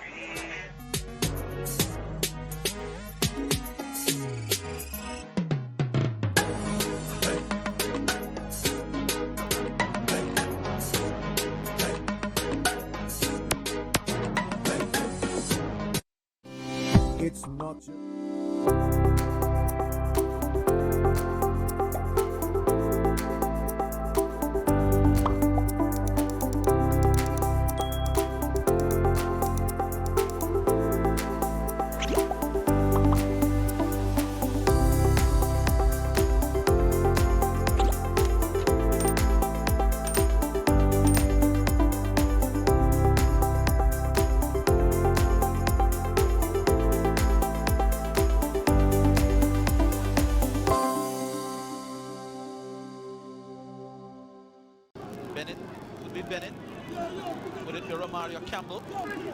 Well, the way it's positioned, I would go with Romario Campbell. But he's a little too close. He needs to take a couple more steps. When he walks away from it, and that's Ferguson! Beautiful goal! Ferguson, who got a yellow card earlier for a horrible tackle. That was a screamer. He did it brilliantly. And look at the celebration there, Ali. That must be one of the goals of the tournament so far. No, that was an excellent goal. Nobody moved. The goalkeeper didn't move. The wall didn't move. The only thing that moved was the back of the net when that ricocheted there. This is a free kick by Ferguson. Well, what was that? The wall completely beaten. The goalkeeper never moved an inch. And the ball rocketed it into the back of the net. Harborview taking over. Sports Complex here. Action from the Red Stripe football fixture for Monday night. Arnett Gardens in red and black against Dunbeholden in blue. There's Oldham with the effort on goal. And Dunbeholden responding with an effort there, and Jamar Martin getting in the way with a header. But no goals after 45 minutes of this fixture. The home of champions presenting live Red Stripe Football Mondays here tonight. Part of a week ahead and weeks ahead of global top-class coverage of sport. On Sports Max 2, live Saturday, 12:30, 1:30 Eastern Caribbean time. Real Madrid travel to Eibar. And also Getafe, they're at home to Osasuna on Sports Max 2. This is a Sunday fixture at 12:30, 1:30 Eastern Caribbean time. Yeah, I've lost count of the number of live games on Sports Max this week. What about some basketball? The Raptors and the Lakers, Sunday, 9:30 p.m., 10:30 p.m. Eastern Caribbean time on Sports Max. And then Red Stripe Football Mondays next week. We're at Harborview. The Junglists go there. That's 7:30 p.m., 8:30 p.m. in the Eastern Caribbean on Sports Max. Well, speaking of Junglists, Fabian Reed wasn't here to start the season, was in Georgia seeking after a professional contract, has been back, and the ring rust has shown. Not at his sharpest, did find the back of the net, but that's after clearing the defender out of the way.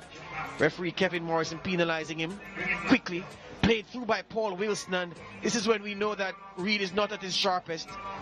That's not in his instinct, but didn't fancy himself in a foot race with the defender and tried to pass on the responsibility to Visional Harris. But he's out here now talking to his team. The first half would have done him a lot of good in terms of his rhythm and getting in sync with this team. As we see Harris down, getting some stretches done again, Lance. I think he's going to want to carry this injury for as long as he can through this football game. Yeah, that's for sure. Arnett Gardens looking for a result here because they're a little behind where they would want to be. I mentioned Dunbeholden a little ahead of where they were after 9 games last year. Arnett Gardens, conversely, a little behind where they were after 9 games last year when they had 14 points up to this point. Right now, they are on 12 points and looking to go to 15, which would put them in 6th spot and just edging into a playoff position. But they've got to improve their game against the Dunbeholden defense that has been solid all season. They haven't been scoring goals, Dunbeholden, but they haven't been letting in many either. And they're so committed, this Dunbeholden team, second year in the top flight, wanting to advertise their diligence and their quality to stay in the top flight as a force. There's Fabian Reed, the number 13 for Arnett with a kickoff, and Visional Harris takes it immediately. Takes the ball to opposing players, but his pass is overhit. I mentioned a few times how Steve Clark was not being brought into play enough. The thing is, he's not a dribbler, Lance, but he's a runner. He will cut and slash. It's a term they use in basketball to describe a certain kind of player. Steve Clark is that kind of player. He'll run into spaces, but he's not a man who will set off on a dribble, beat a man, burst into more space, and do some damage. You have to find him running in behind the defenders, play him in. Doesn't score often, Lance, but as we've seen a couple of times here at Arnett Gardens, when he does, it's of the spectacular variety. Yeah, it usually is. High quality player, Visional Harris. I'm talking Steve Clark. Oh, Steve Clark. Well, you knew I was. Yeah, Steve. There you go. But he hasn't had a lot of playing time. There were long periods in last season and the season before that he didn't get a lot of playing time. Yeah, not you're correct, because even when Jerome Waite was in charge, he was used sparingly. Yes. Foul on Reed by Dice. Dice reacts to the referee's call as if he didn't think he was guilty. Big burly player Dice, who was a former captain of Portmore United. Dice now remaining under the St. Catherine banner, but with the new team Dunbeholden.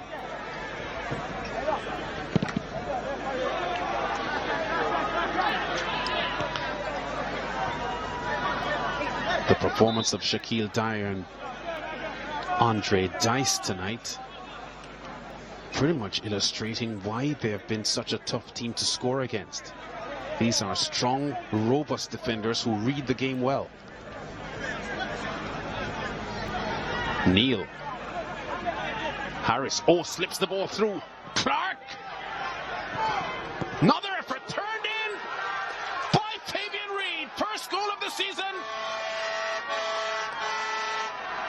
for the 28-year-old. And he has opened his account. Let's see how many more he'll get for the season. Perennially, Arnett Garden's leading scorer missed the opening games of the season. And Fabian Reed now back in business. Oh, this was a beautiful play. Steve Clark kick off the mark. The defender did well, but Neal rammed it across the face of the goal. Fabian Reed standing by his lonesome. Neal linking up with Harris, who feeds Steve Clark. The defender comes across well, doesn't clear, and Neal just fires it across to the feet of the grateful Fabian Reed, who turns home and atones for what he didn't do in the first half. So Arnett Gardens are in front. They've won just 2 of their last 7 games, Arnett Gardens, and now they want to ensure that they pick up 3 points here at home in front of their fans. How will Dunbeholden respond? Thomas. Carruthers. Again battles Nesbitt. So far, Nesbitt has won all of these battles. You know what's so good about that Arnett Gardens goal, Lance? It's the first time all game that Lamar Neal overlapped from his left back position for Arnett Gardens. The first time in the game. Combining with his central midfielder, who then fed the winger, who then found the centre forward. That's a good goal. Yeah, it certainly was. And the Dunbeholden defense line breached. Nicoy Christian. Carruthers trying to backheel the play. Oh, Christian has to work really hard to keep that in.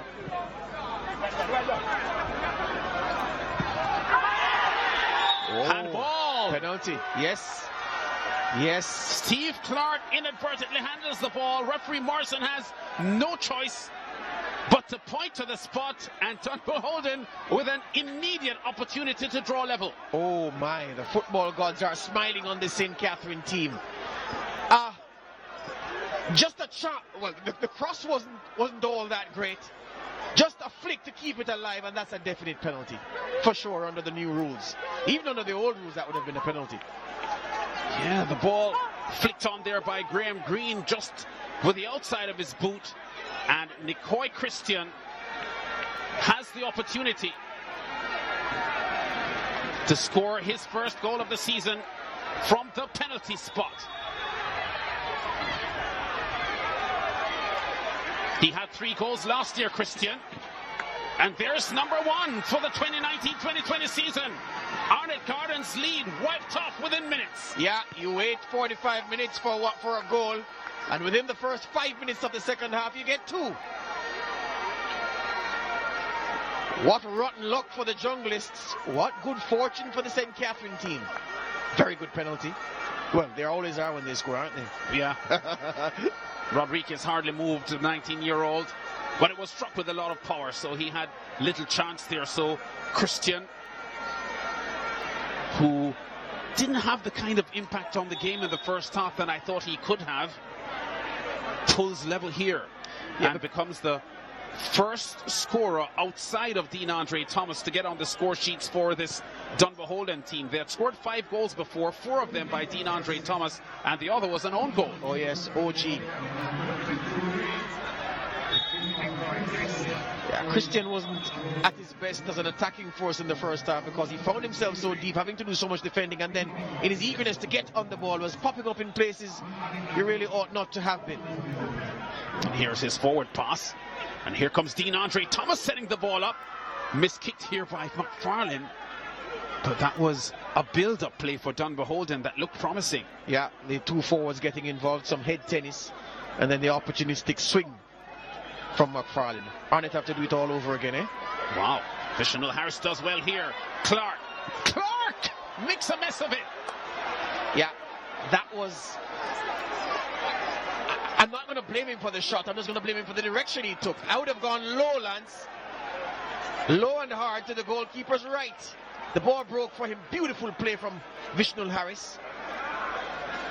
Playing him into space. And he does that. Yeah, would be hugely disappointed with that effort, Clark. Especially that it was his handball that just gave up the penalty. But that's what I mean, Lance. Twice now he's been played in. When he's played in, he looks so dangerous because he's so quick. Oh, James does really well here for Dunbeholden. Goes into the box. James tumbles over from the challenge from Martin. Now the ball is out. Corner? I'm sure it is. No, goal kick. Goal kick, says the assistant referee. Very good from James, very positive. Tried to commit the defenders, and did. Cut between them. Morrison deeming that, well, you're trying to buy a penalty, and I have none for sale.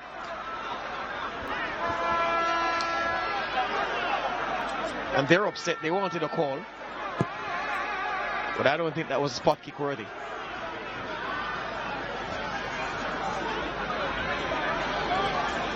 Here comes Neil.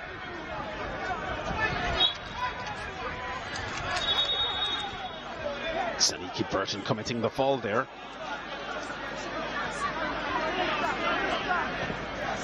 Edwards goes wide to Nesbitt on the left.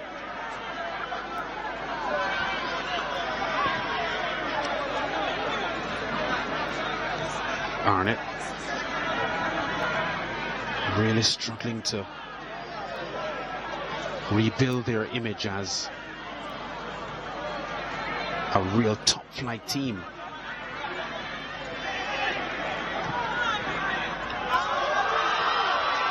Carruthers is breaking free, but Nesbitt is putting pressure on him. Carruthers gets rid of Nesbitt for a change.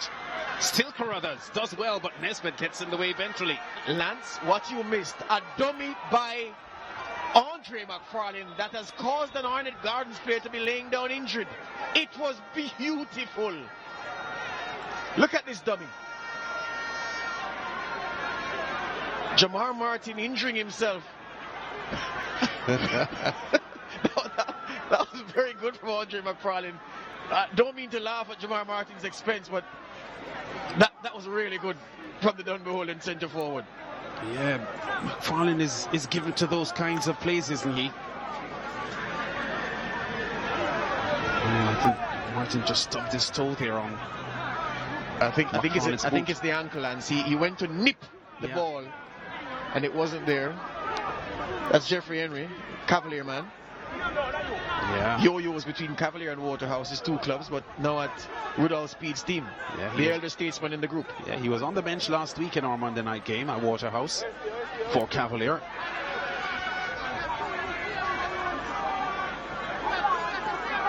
There's Christian, the penalty goal scorer. Not sure what has amused him there at the corner flag. It's McGregor that just knocks the ball away. Yeah, high boot. Free kick to Arnett. And Morrison has to get in here to tame some tempers, and a Dunbeholden player has gone down hurt. Red card. Yeah, Vishnu Harris, he raised a hand to shove the player out of the way. The hand caught the player in the face. Is that? I think it's Mario Phillips. Yes, it is Phillips. And the Arnett players are incensed. They thought Phillips made a meal of it. We'll tell from our replay. I thought it was dangerous to raise the hand. That's the chairman of Arnett Gardens in the bush jacket, Mark Golding, the opposition spokesman on finance. Sitting beside him, the opposition spokesman on national security, Fitz Jackson. Mark Golding also the member of parliament for this constituency, which is South St. Andrew. And Fitz Jackson, South St. Catherine. And Arnett Gardens, their chances will go south. If the red card will stand, so they'll go down to 10 men. This is what happened. Harris wants to restart the play quickly, so he shoves Phillips out of the way, and then, yeah, he shoves him out of the way. It's a shove. This was the reason for the free kick, the high boot. Then watch Harris, shoves him out of the way, wants the quick restart. Phillips goes. Oh yeah, that's a red card. Yeah. Yeah, he struck an opposing player. Yes, it is. Didn't look dangerously violent, but he struck the player. Yes. And the referees will take red cards out for that. As long as you strike a player, George, you are at the mercy of the referee. Yes. There have been cases, in case anyone is debating it, where players have lunged in with studs showing at a player who evades a tackle, and the tackler gets a red card because their intent was to cause injury. Now, there have been other challenges that you will see where players are hurt in a challenge, and it's not a red card, and you'll say, well, where's the balance, where's the parity, where's the common sense? But this is an Arnett Gardens free kick for the foul on Reed that Harris wants to take quickly. Phillips wants to stop him, and that's, ladies and gentlemen, boys and girls, is a red card. And Visional Harris needs to leave the ground as soon as he can. Unfortunate for him, but. And sometimes, you know, players have to know the referees as well, George, because Morrison is not one to hold the red cards in his pocket. This is the 4th red card he has issued in the Premier League this year. In the 8th match that he has stood in, he has issued 21 yellow cards, Kevin Morrison. And he doesn't waste time with cards, does he? And over the years, players would know this. We're approaching the hour mark, and the game is locked at 1-1, intriguingly poised. But now Arnett Gardens are short-staffed against the Dunbeholden team that, having equalized from the penalty spot, will have some momentum going now.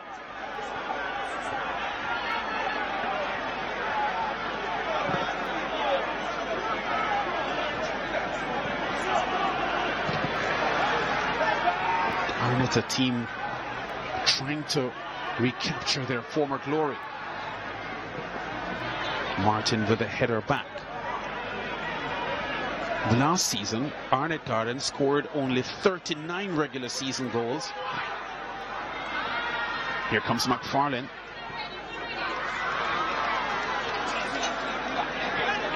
Ball overhit there by Carruthers. 39 regular season goals for Arnett Gardens last year. That was their weakest offensive performance in 7 seasons. And the first time they've been below 40 goals in a regular season since 2011-2012. Yeah. Currently 11 goals in this, their 10th match. So even now with those stats, they are behind the regular strike rate, or the strike rate that we've grown to know Arnett Gardens to display. Yeah. According to the International Football Association, who are the rule makers of football, a player is to be shown a red card if they engage in violent conduct or engages in serious foul play.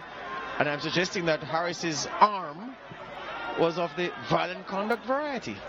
Yeah. So according to the letter of the law, he had to go. Thomas, under pressure, hasn't been able to play with any comfort tonight, Dean Andre Thomas. Is their leading goal scorer this year with 4 goals. He was also their leading scorer last year when he was on target 8 times. But tonight, he's been stifled. Curiously, Lance, Alex Thomas, the Arnett Gardens coach, hasn't gone to his bench yet. What he's done is reshuffled his deck on the pitch. And he's going to see how they function, the 9 outfield players, before he makes any adjustments. Neil. Reed under pressure, wins a free kick. Fouled from behind. Well, we love Visional Harris, but it's a bit silly to get a red card after you've been awarded a free kick to your team. Oh, Reed's first touch doesn't give him the opportunity to capitalize on the play. But he's won a corner. Needed a Velcro touch there, but it was more of the concrete wall variety. I was about to make a comment, George, but I will not bother. You weren't going to talk about Romelu Lukaku, were you? Arnett with possession here with Neil.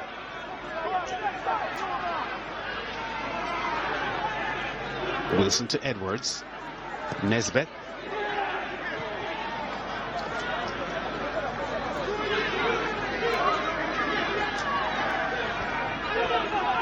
So Arnett now under pressure because they are outnumbered on the field after the red card to Vishnu Harris.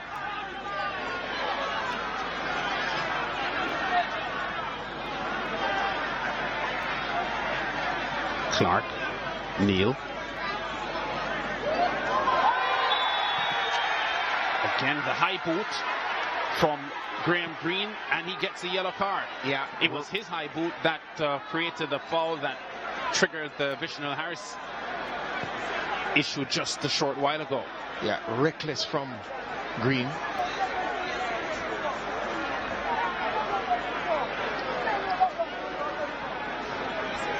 Here's the play again. Nice play from Lamar Neal and excellent flick from Paul Wilson to get away.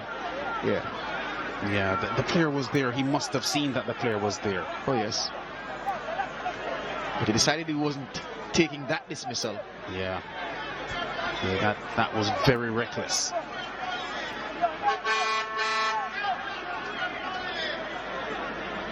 Edwards with a free kick. Nesbitt goes up and just misses the header. Dice takes no chances and gets rid of the ball. Thomas, McFarlane. The other thing we haven't said about McFarlane, Lance, is that he really gives 90 minutes. Yeah.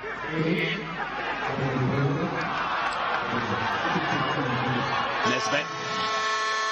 Oh, I think he's taking too long to get across in. I think the fans were looking for a quick delivery inside. It didn't happen. Forget the fans. Fabian Reid was hearing towards the penalty spot, waiting for the cross to be whipped in. It didn't come. Oh, Wilson with a delightful ball here.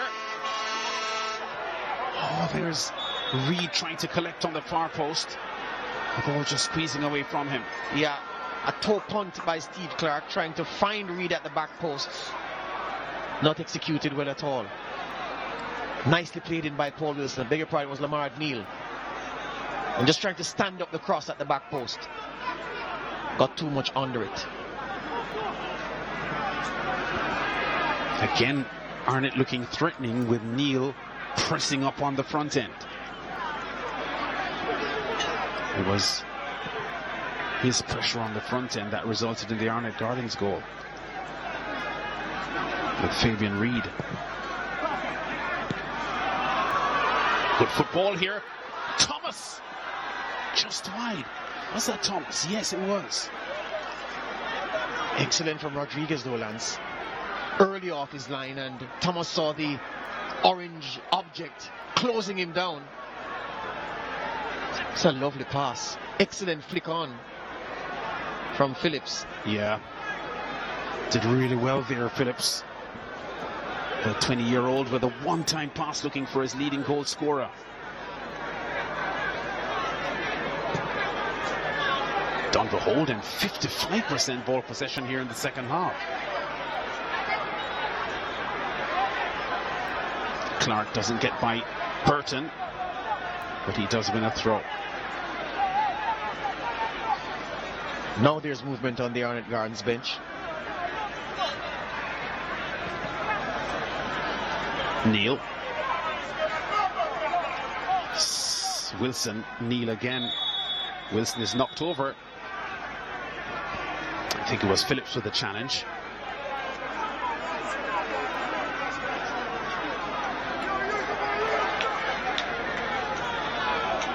Free kick to Arnett.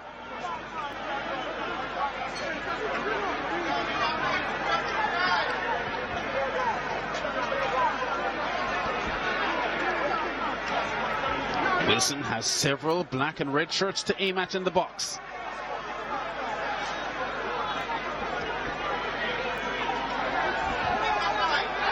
Giovanni Smith in the Dunbeholden goal. He has had some good moments, and there's an Arnett player down. Tamar Edwards in a bit of argy-bargy, and the yellow card shown to number 33. It's the big man Shaquille Dyer, the captain.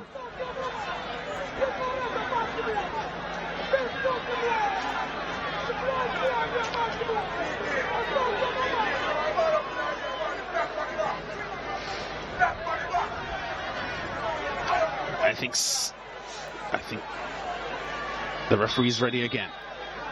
Morrison. Oh, poor kick by Wilson. Easily taken by Phillips. Clark getting away from Shaquille Dyer, who is on a yellow card. Wow. Big call by Kevin Morrison. Let's see what he does. Yes, he's going to his pocket. He's gone. So it's going to be a red card. Second bookable offense. And Shaquille Dyer has trouble with Steve Clark's pace. Clark was getting away from him. He grabbed at him while he was on the floor. Lance, did you see how quickly Clark got to that ball? Almost a blur of red and black. So they're now on even terms again. 10 against 10.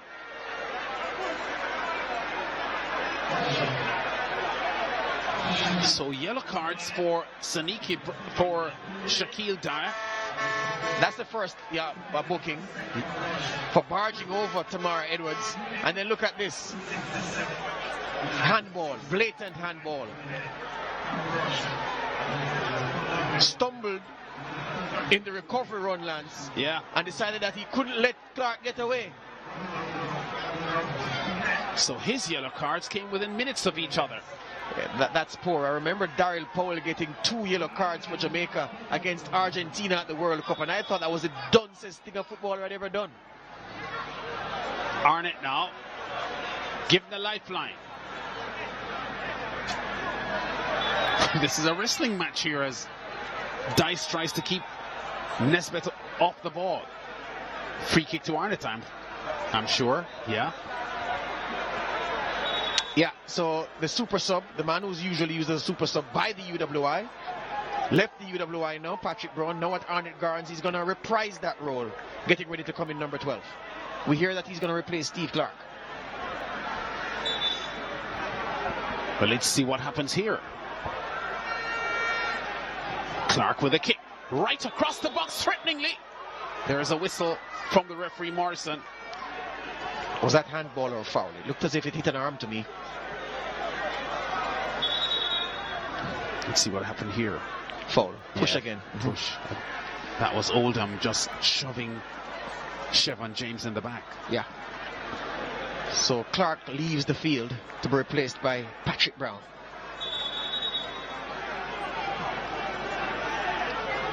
So Patrick Brown, a very potent attacker on his best day. 4 goals for UWI last season, 5 goals the season before that, and 6 goals in 2016-2017. Now in his first campaign for Arnett Gardens. What an eventful evening for Steve Clark. Yeah. Helped create the Arnett Gardens goal, gave away the penalty, and involved in the incident which caused Dunbeholden to go down to 10 men. That's right.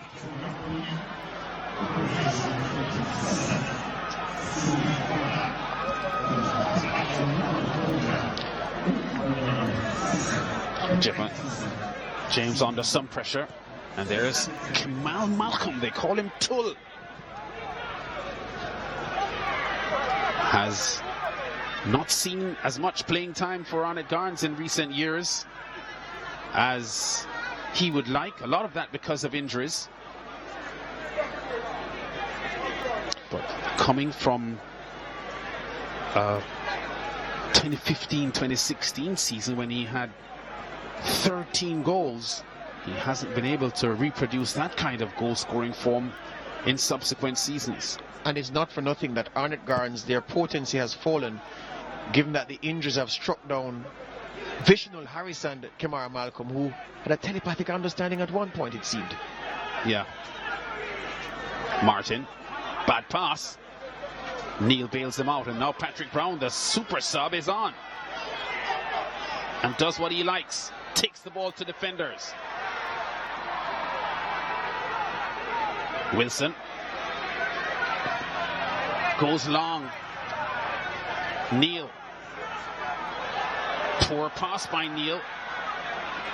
And in transition, Dunbeholden. Looked threatening initially, but the play just fizzled out. Hopeful by Nicole Christian, trying to catch the defenders unawares with the early pass, but he had more time than that to treat it better. Brown's pass easily stopped by Dice. Now here comes Christian. 3-on-2. Christian still Christian. Sets McFarlane going. Corner.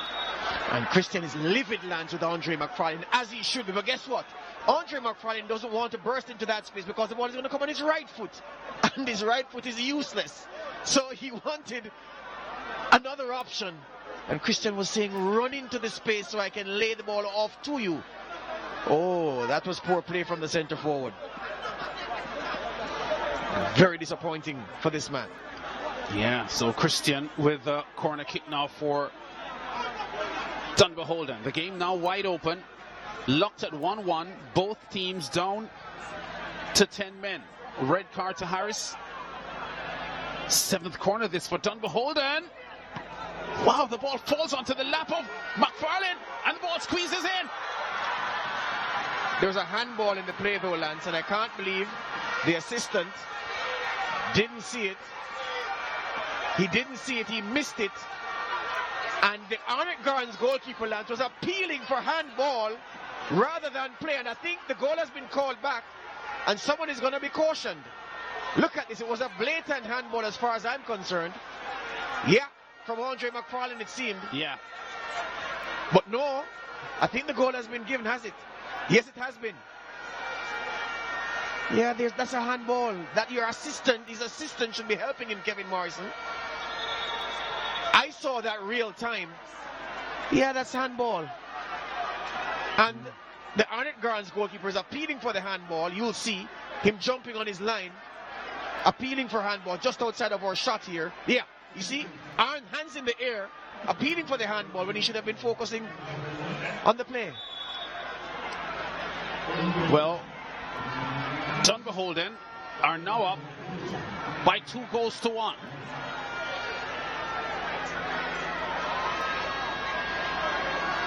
Arnett trying to respond here through Brown.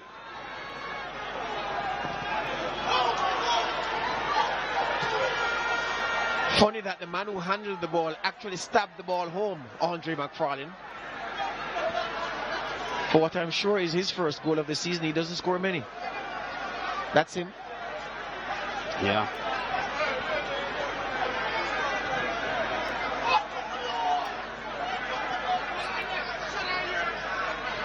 So the Arnett fans now in strife.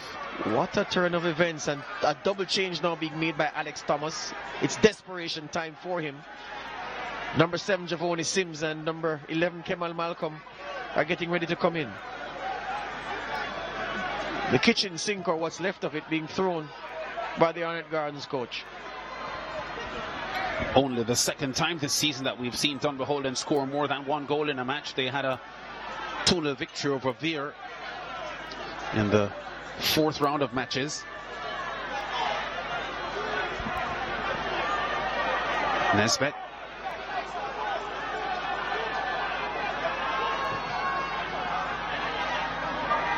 Neal. Brown.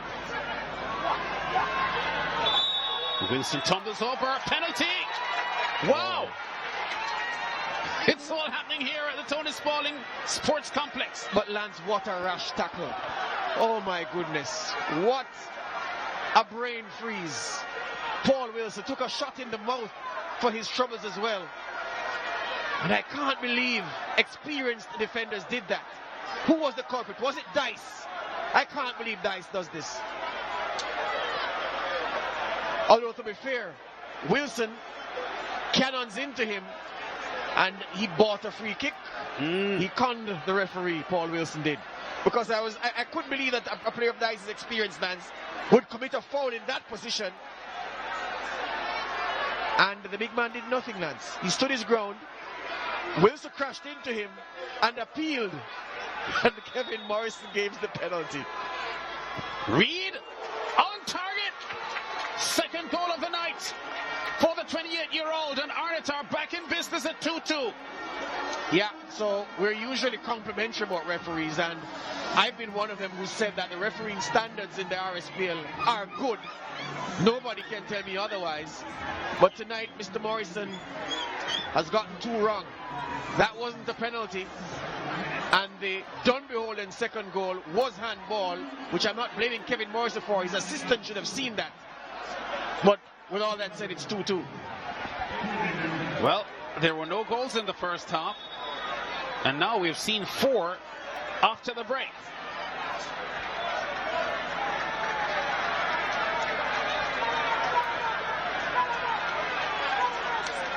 Javoni Sims is coming in here for Nesbitt. So an attacking player comes in for a defensive player.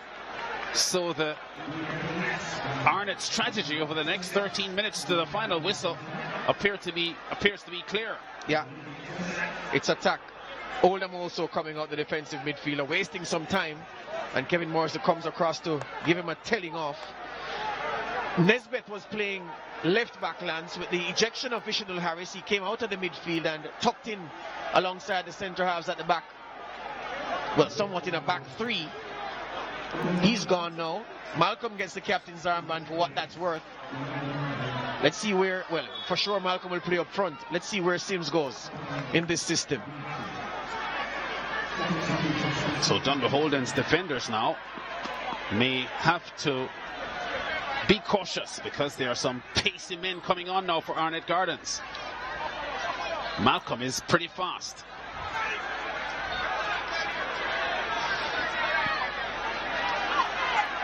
Wilson loses his balance. Christian takes it. Dunbeholden. Christian skillful.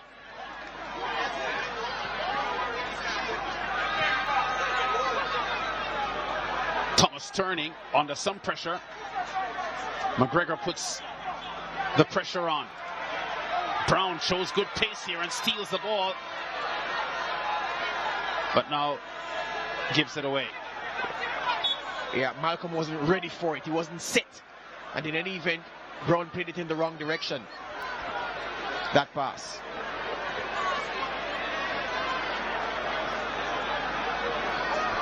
So it's not been the highest quality game of games, George, but we've seen 4 goals already. And still 10 minutes remaining.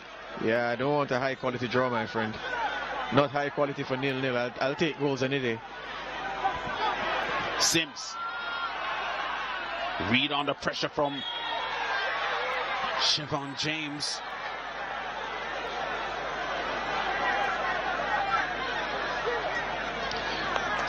Well, welcome back, Mr. Parker Blacks. It's like you never left. That's Fabian Reed's nickname, correct? Yeah. There you go. And we were saying he hadn't scored any goals for the season before tonight. Now he's quickly up to 2. There's one thing about this Arnett Gardens team, though, even though they aren't as prolific scoring as we know they can be, they've already had 7 different scorers in the Premier League this year. 7 different scorers. I was going to mention that. It's a hallmark of the teams that Jerome Waite has coached over the years. Championship winning teams, multiple scorers.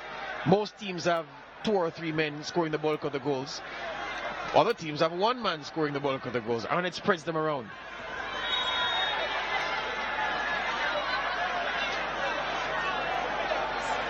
Free kick to Dunbeholden. Less than 10 minutes remaining. Just time to be added on for stoppages. Nicoy Christian, who scored from the penalty spot to draw Dunbeholden level. Good free kick inside.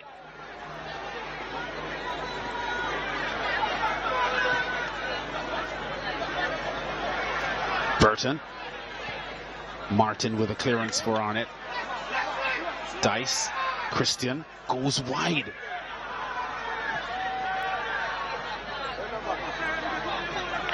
Not finding the target. Edwards, sorry. So will this one be 4 goals and a 2-2, or is there more drama left? Yeah, someone could find a winner. Edwards unhappy with his goalkeeper's distribution. I'm telling him about it. And now Rodriguez is going to send this long.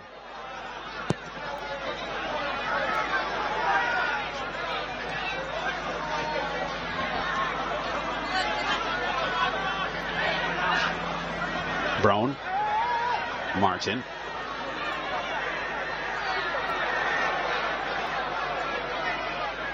This is Sims.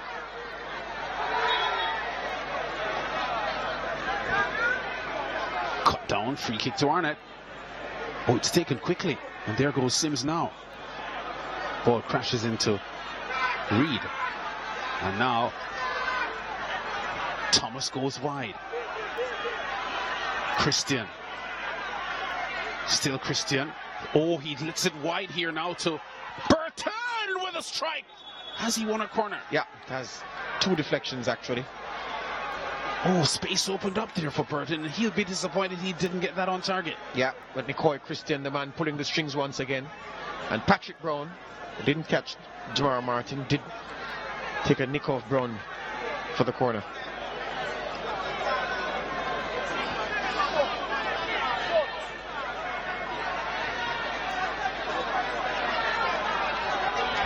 Wow, so far this game like a train crash. Thankfully no passengers in it.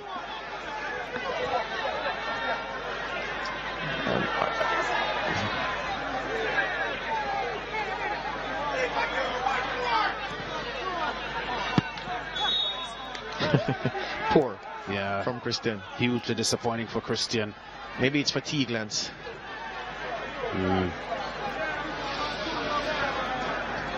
Less than 7 minutes remaining now.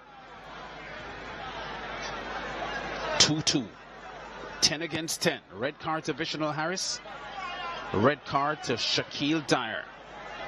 Dyer for Dunbeholden, Harris for Arnett. Reed trying to get up to the end of it. Dice has it now for Dunbeholden. Burton breaks free down the left flank. Oh, this is McFarlane with the back heel. Thomas tries to get there and doesn't. Wow. Borderline block there. The defender threw himself between Thomas and the ball, and then the goalkeeper did the rest. Here comes the speedy Malcolm. Has a lot of pace, Malcolm, but Dice goes for him. Brown.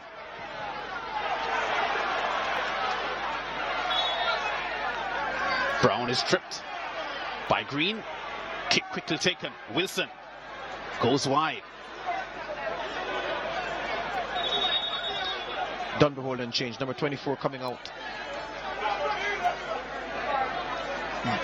Dean Andre Thomas and Gavin Roberts coming in. This change, Lance, is to run some clock because Dunbeholden have a point. They want to hold it. It's a road point. It's a good point. Yeah, and I think Dean Andre Thomas is tired. When he went for that ball just now and crashed to the floor, you saw him taking some very deep breaths, as if he was winded. Yeah. So he is giving his all tonight. Roberts on for him. Less than 5 minutes plus stoppage time to be added.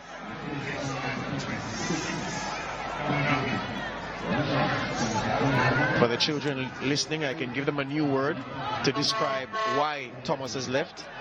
He left because he was enervated. Means he was tired. Wilson, the cross. Dunbeholden's defenders get the ball over, but not far enough. Lamar Neal under some pressure, can't afford to lose the ball there, and doesn't. But his forward pass has too much weight on it. Yeah, it was a poor pass. It was a right idea. And Malcolm wanted to sprint into the space onto that pass, but too much on it. Edwards shoved off the ball by... Oh, there was some contact there between the two players. The substitute Roberts, who just came on, and Edwards entangled. After what got Vishal Harris sent off, I'm amazed that Edwards did that. 2 hands to the chest of Roberts. Another change being made by Dunbeholden, and yeah, definitely they're trying to run clock. Number 22 is out. Yeah, here's the play again. Look at his arms going up, Tamar Edwards. Yeah. Watch him now. Yeah, come on. Yeah, he wants to get the play going quickly, and Roberts is standing in his way, so he's shoving him out of the way. Look at how long Carruthers is taking to leave the field. Took off his shin pads just now. to run some clock. Dunbeholden desperate to hold this point. Chemo Gale. Ex-Portmore man on for Dunbeholden in the dying moments. Patrick Brown trying to turn his man. There's a whistle. Brown penalized. Or no, yes, for handball. Right, so it's going to be a free kick to Dunbeholden. Midway their own half. Every time I see Patrick Brown, I wonder why he didn't start more games for the UWI. So smooth, such a silky dribbler. But there are other things. Sims.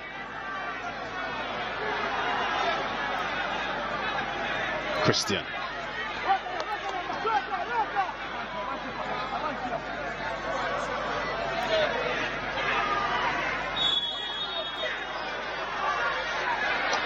Dangerous play, trying to do the roly-poly.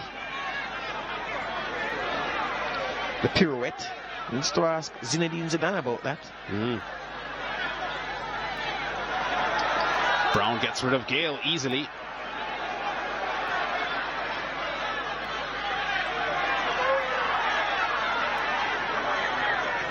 Roberts. Burton.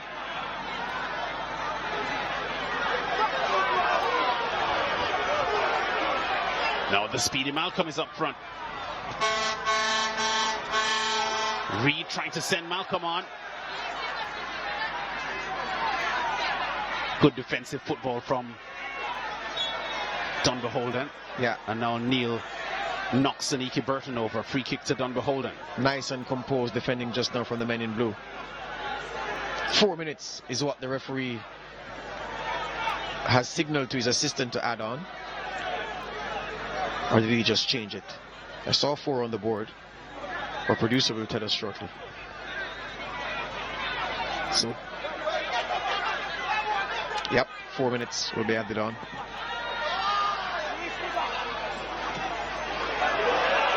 Burton breaks free. Oh, he turns in and finds Brown in his way. I thought he could have kept the ball away from Brown, but he more turned the ball in his direction. Arnett, Reed. Can Reed get the winner here? It's high. In the final minute, 4 minutes to be added on, we're told. Poor decision. Javoni Sims lances to his left, wanting to be slipped into space. He would have been alone. This is a very good play from midfield. Excellent by Reed. Dribbles his man, and look at Sims. Oh my goodness. Yeah. Would have been one-on-one with Dice. Yeah, looking for the hat-trick there. Fabian Reed scored twice against Dunbeholden last year when Arnett beat them by 3-1. And he has repeated that with a double strike tonight.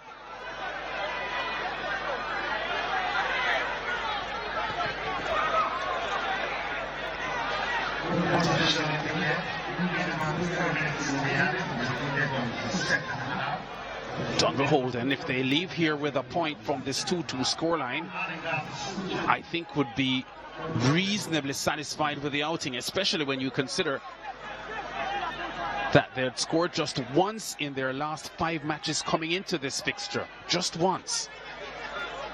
And I'm not talking about James Ingram's hit song from 1981.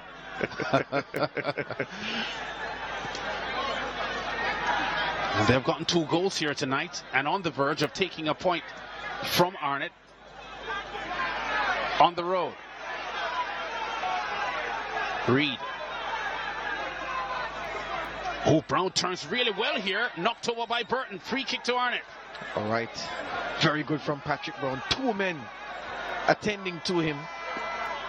Clever in his manipulation of the ball. It's a co-foul. Yeah. 2 Dunbeholden players converge on the speedy Patrick Brown. And who's going to strike this free kick now? It's from a pretty promising position. But there are no Messi or Ronaldo on the field. So maybe the percentage is down a bit. They always have Tull.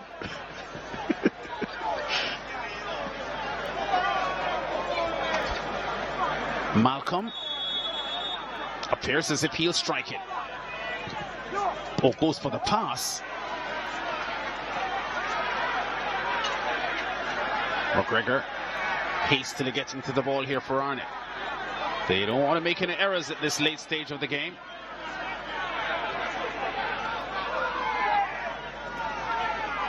Even Arnett, given the way things have gone, may be okay with a draw here.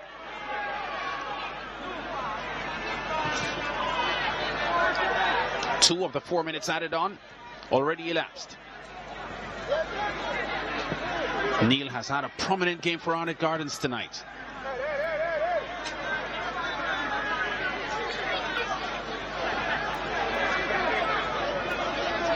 But it's a kind of a rough and tumble game. That's what's been on the cards here tonight. Yeah, that's what we forecast. That's what we've got.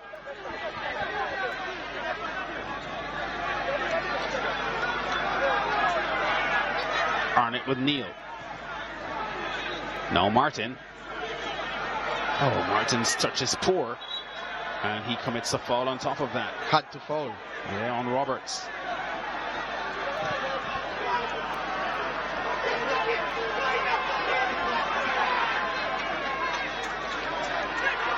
Burton goes for a strike, but Martin gets in the way.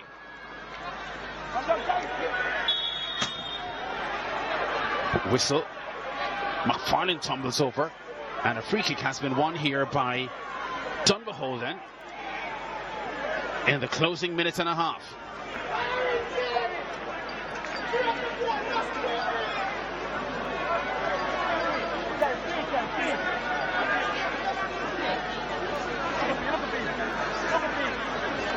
It looks as if the substitute, Chemo Gale, is displaying interest in the strike.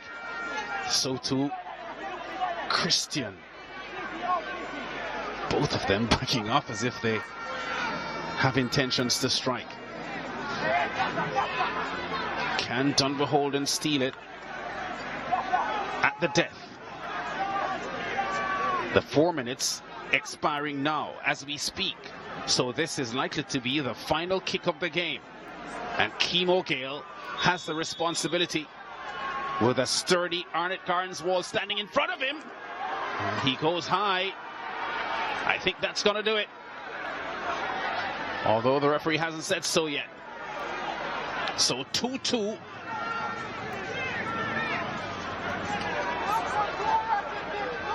Dunbeholden battling back from an Arnett lead.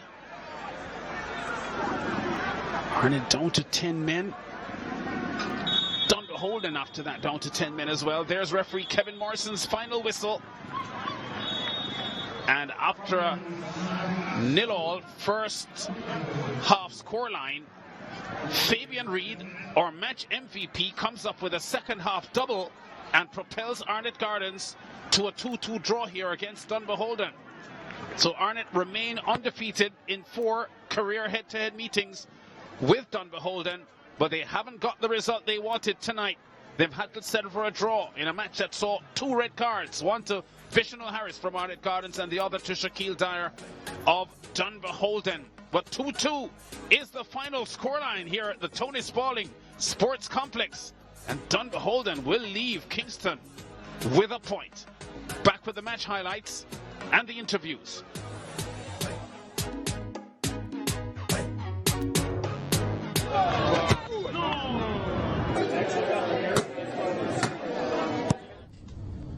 One bag of gold medal pan me now. Red stripe alone champion boy go. Pan a podium a sing anthem to. Red stripe, watch out. Man shall I better forward boy. Red stripe Premier League champion boy score. Every goal when I run from boy. Red stripe Premier League champion boy now. Back down we run him marathon boy. The Red stripe Premier League champion boy. Yeah, yo. So 2-2 is the final score here for Arnett Gardens and Dunbeholden. A double strike from Fabian Reid and strikes from Christian and McFarlane. Arnett Gardens were on the hunt pretty early, and here comes Lamar Neal down the right-hand side. Takes the return pass. Clark whips it in. Well, it's actually Neal hitting it in now and turned in by Fabian Reid. First goal of the season for the 28-year-old. Just steering the ball in right-footed. From the ball whipped in by Lamar Neal, overlapping on the right. So 1-0 to Arnett Gardens here. Reed celebrates after missing early matches in the season. Here is the equalizer from Dunbeholden, the penalty given for the handball, and Nicoy Christian makes no mistake. His first goal of the season as well. 3 goals last year, and he opens his account for 2019-2020. And here's where Dunbeholden goes ahead with the ball squeezed in by Andre McFarlane amid appeals for a handball from the goalkeeper, the 19-year-old Rodriguez. No whistle though, and the goal stands. There he is appealing for a handball on Andre McFarlane. Referee Marshall says it's a clean goal, so it's the go-ahead goal. And here a penalty given for a foul from Dice on Wilson, and Reed makes no mistake from the spot. In minute 77, Fabian Reed, leading goal scorer for Arnett Gardens 3 consecutive years, hits 2 goals on the night, and Arnett Gardens get a point out of this fixture. Dunbeholden overall possession 52%. 10 shots attempted on goal by Arnett Gardens, 4 of them on target, 9 attempted by Dunbeholden, 3 on target. There were 33 fouls in this match, most of them coming from Dunbeholden players. 3 yellow cards and a red card each. Harris for Arnett and Shaquille Dar for Dunbeholden. 16 corners evenly shared in the match. And George Davis is with our man of the match, Fabian Parker Blacks. Thank you very much, Dan. So I'm here with Fabian Reed, our man of the match, 2-goal hero for Arnett Gardens in this 2-2 draw. This trophy is yours, sir. Tell me about the game. Not a very good first half for either team. You had a couple chances, you missed them. In the second half, you got going those 2 goals. Talk to us. Yeah, I want to tell you, first I want to thank Father God, thank my teammate, and start out flat in the first half, you know. So the coach said, come again, second half go inside, we talk about it, say we need to attack in speed, because Arnett Garden is a speedy team, so we don't know what happened in the first half, but we just start flat. So we decided we come in our second half to start speedy. So that is the aim. So we get the speed and get 2 goals, so give thanks for it. You don't think that the first goal, the goal you scored in the first half where you were penalized for pushing, you don't think that was a foul? No, that is not a foul, you know, because as you can look back on the tape, that I didn't push him like to foul him. I just give him a little nudge, because when he back, I have to protect myself. So that's why.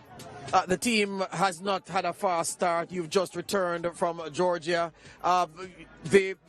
Things are not quite right with Arnett Gardens right now, but I'm sure it will get better from your perspective, you think? Yeah, it will get better, you know, because as Arnett Gardens shot, it's just goal scoring. Because when I never hear, although we have more leaders there, like Visional stepping up and scoring goal, but I have to come back and have to put in the work, you understand? Because goal scoring, Arnett always on the most goal.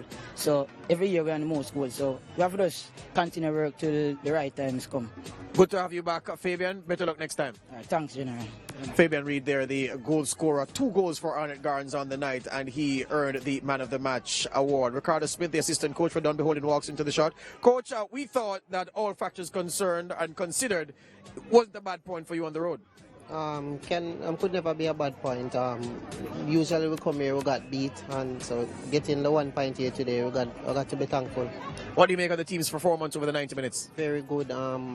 Better than the rest of the games. I think we were the better team on the day, and a little bit more composure in the attacking half, and we could have won this game today. Better luck next time. All right, thanks. Ricardo Smith, the Dunbeholden assistant coach, walking out of the shot. I'm going to speak now with Alex Thomas, the Arnett Gardens coach. His team went in front, but some things happened. They found themselves in a hole. 2-2, you think a fair reflection of what happened tonight? We start very slow, and we pick it up, but simple a mistake like that, we have to keep playing. We have to play the whistle. You understand? Young keeper have to learn and come again. You understand? What did you make of the second goal that Dunbeholden scored? From our vantage point, from the run of play, we thought it was a handball. What did you think from the bench? I thought it was a handball, but players have to keep playing. We're using a whistle, and the referee didn't blow, so we have to keep playing. And unfortunately, we have to learn these mistakes cannot come again. You know. All right, we'll see you next week at Harbourview. Thanks very much. Alex Thomas there, the coach of Arnett Gardens, and as we said, Harbourview next week. So yeah, 2-2 at the end of the 90 minutes. That's what we're going to do next week. Harbourview against Arnett Gardens, 7:30 p.m. That's when the pre-game show starts. 8:30 p.m. in the Eastern Caribbean on Sportsmax 2 will be live. The Red Stripe Premier League is back in living color on Sportsmax. It's been our pleasure presenting this game to you. We'll be back next Monday.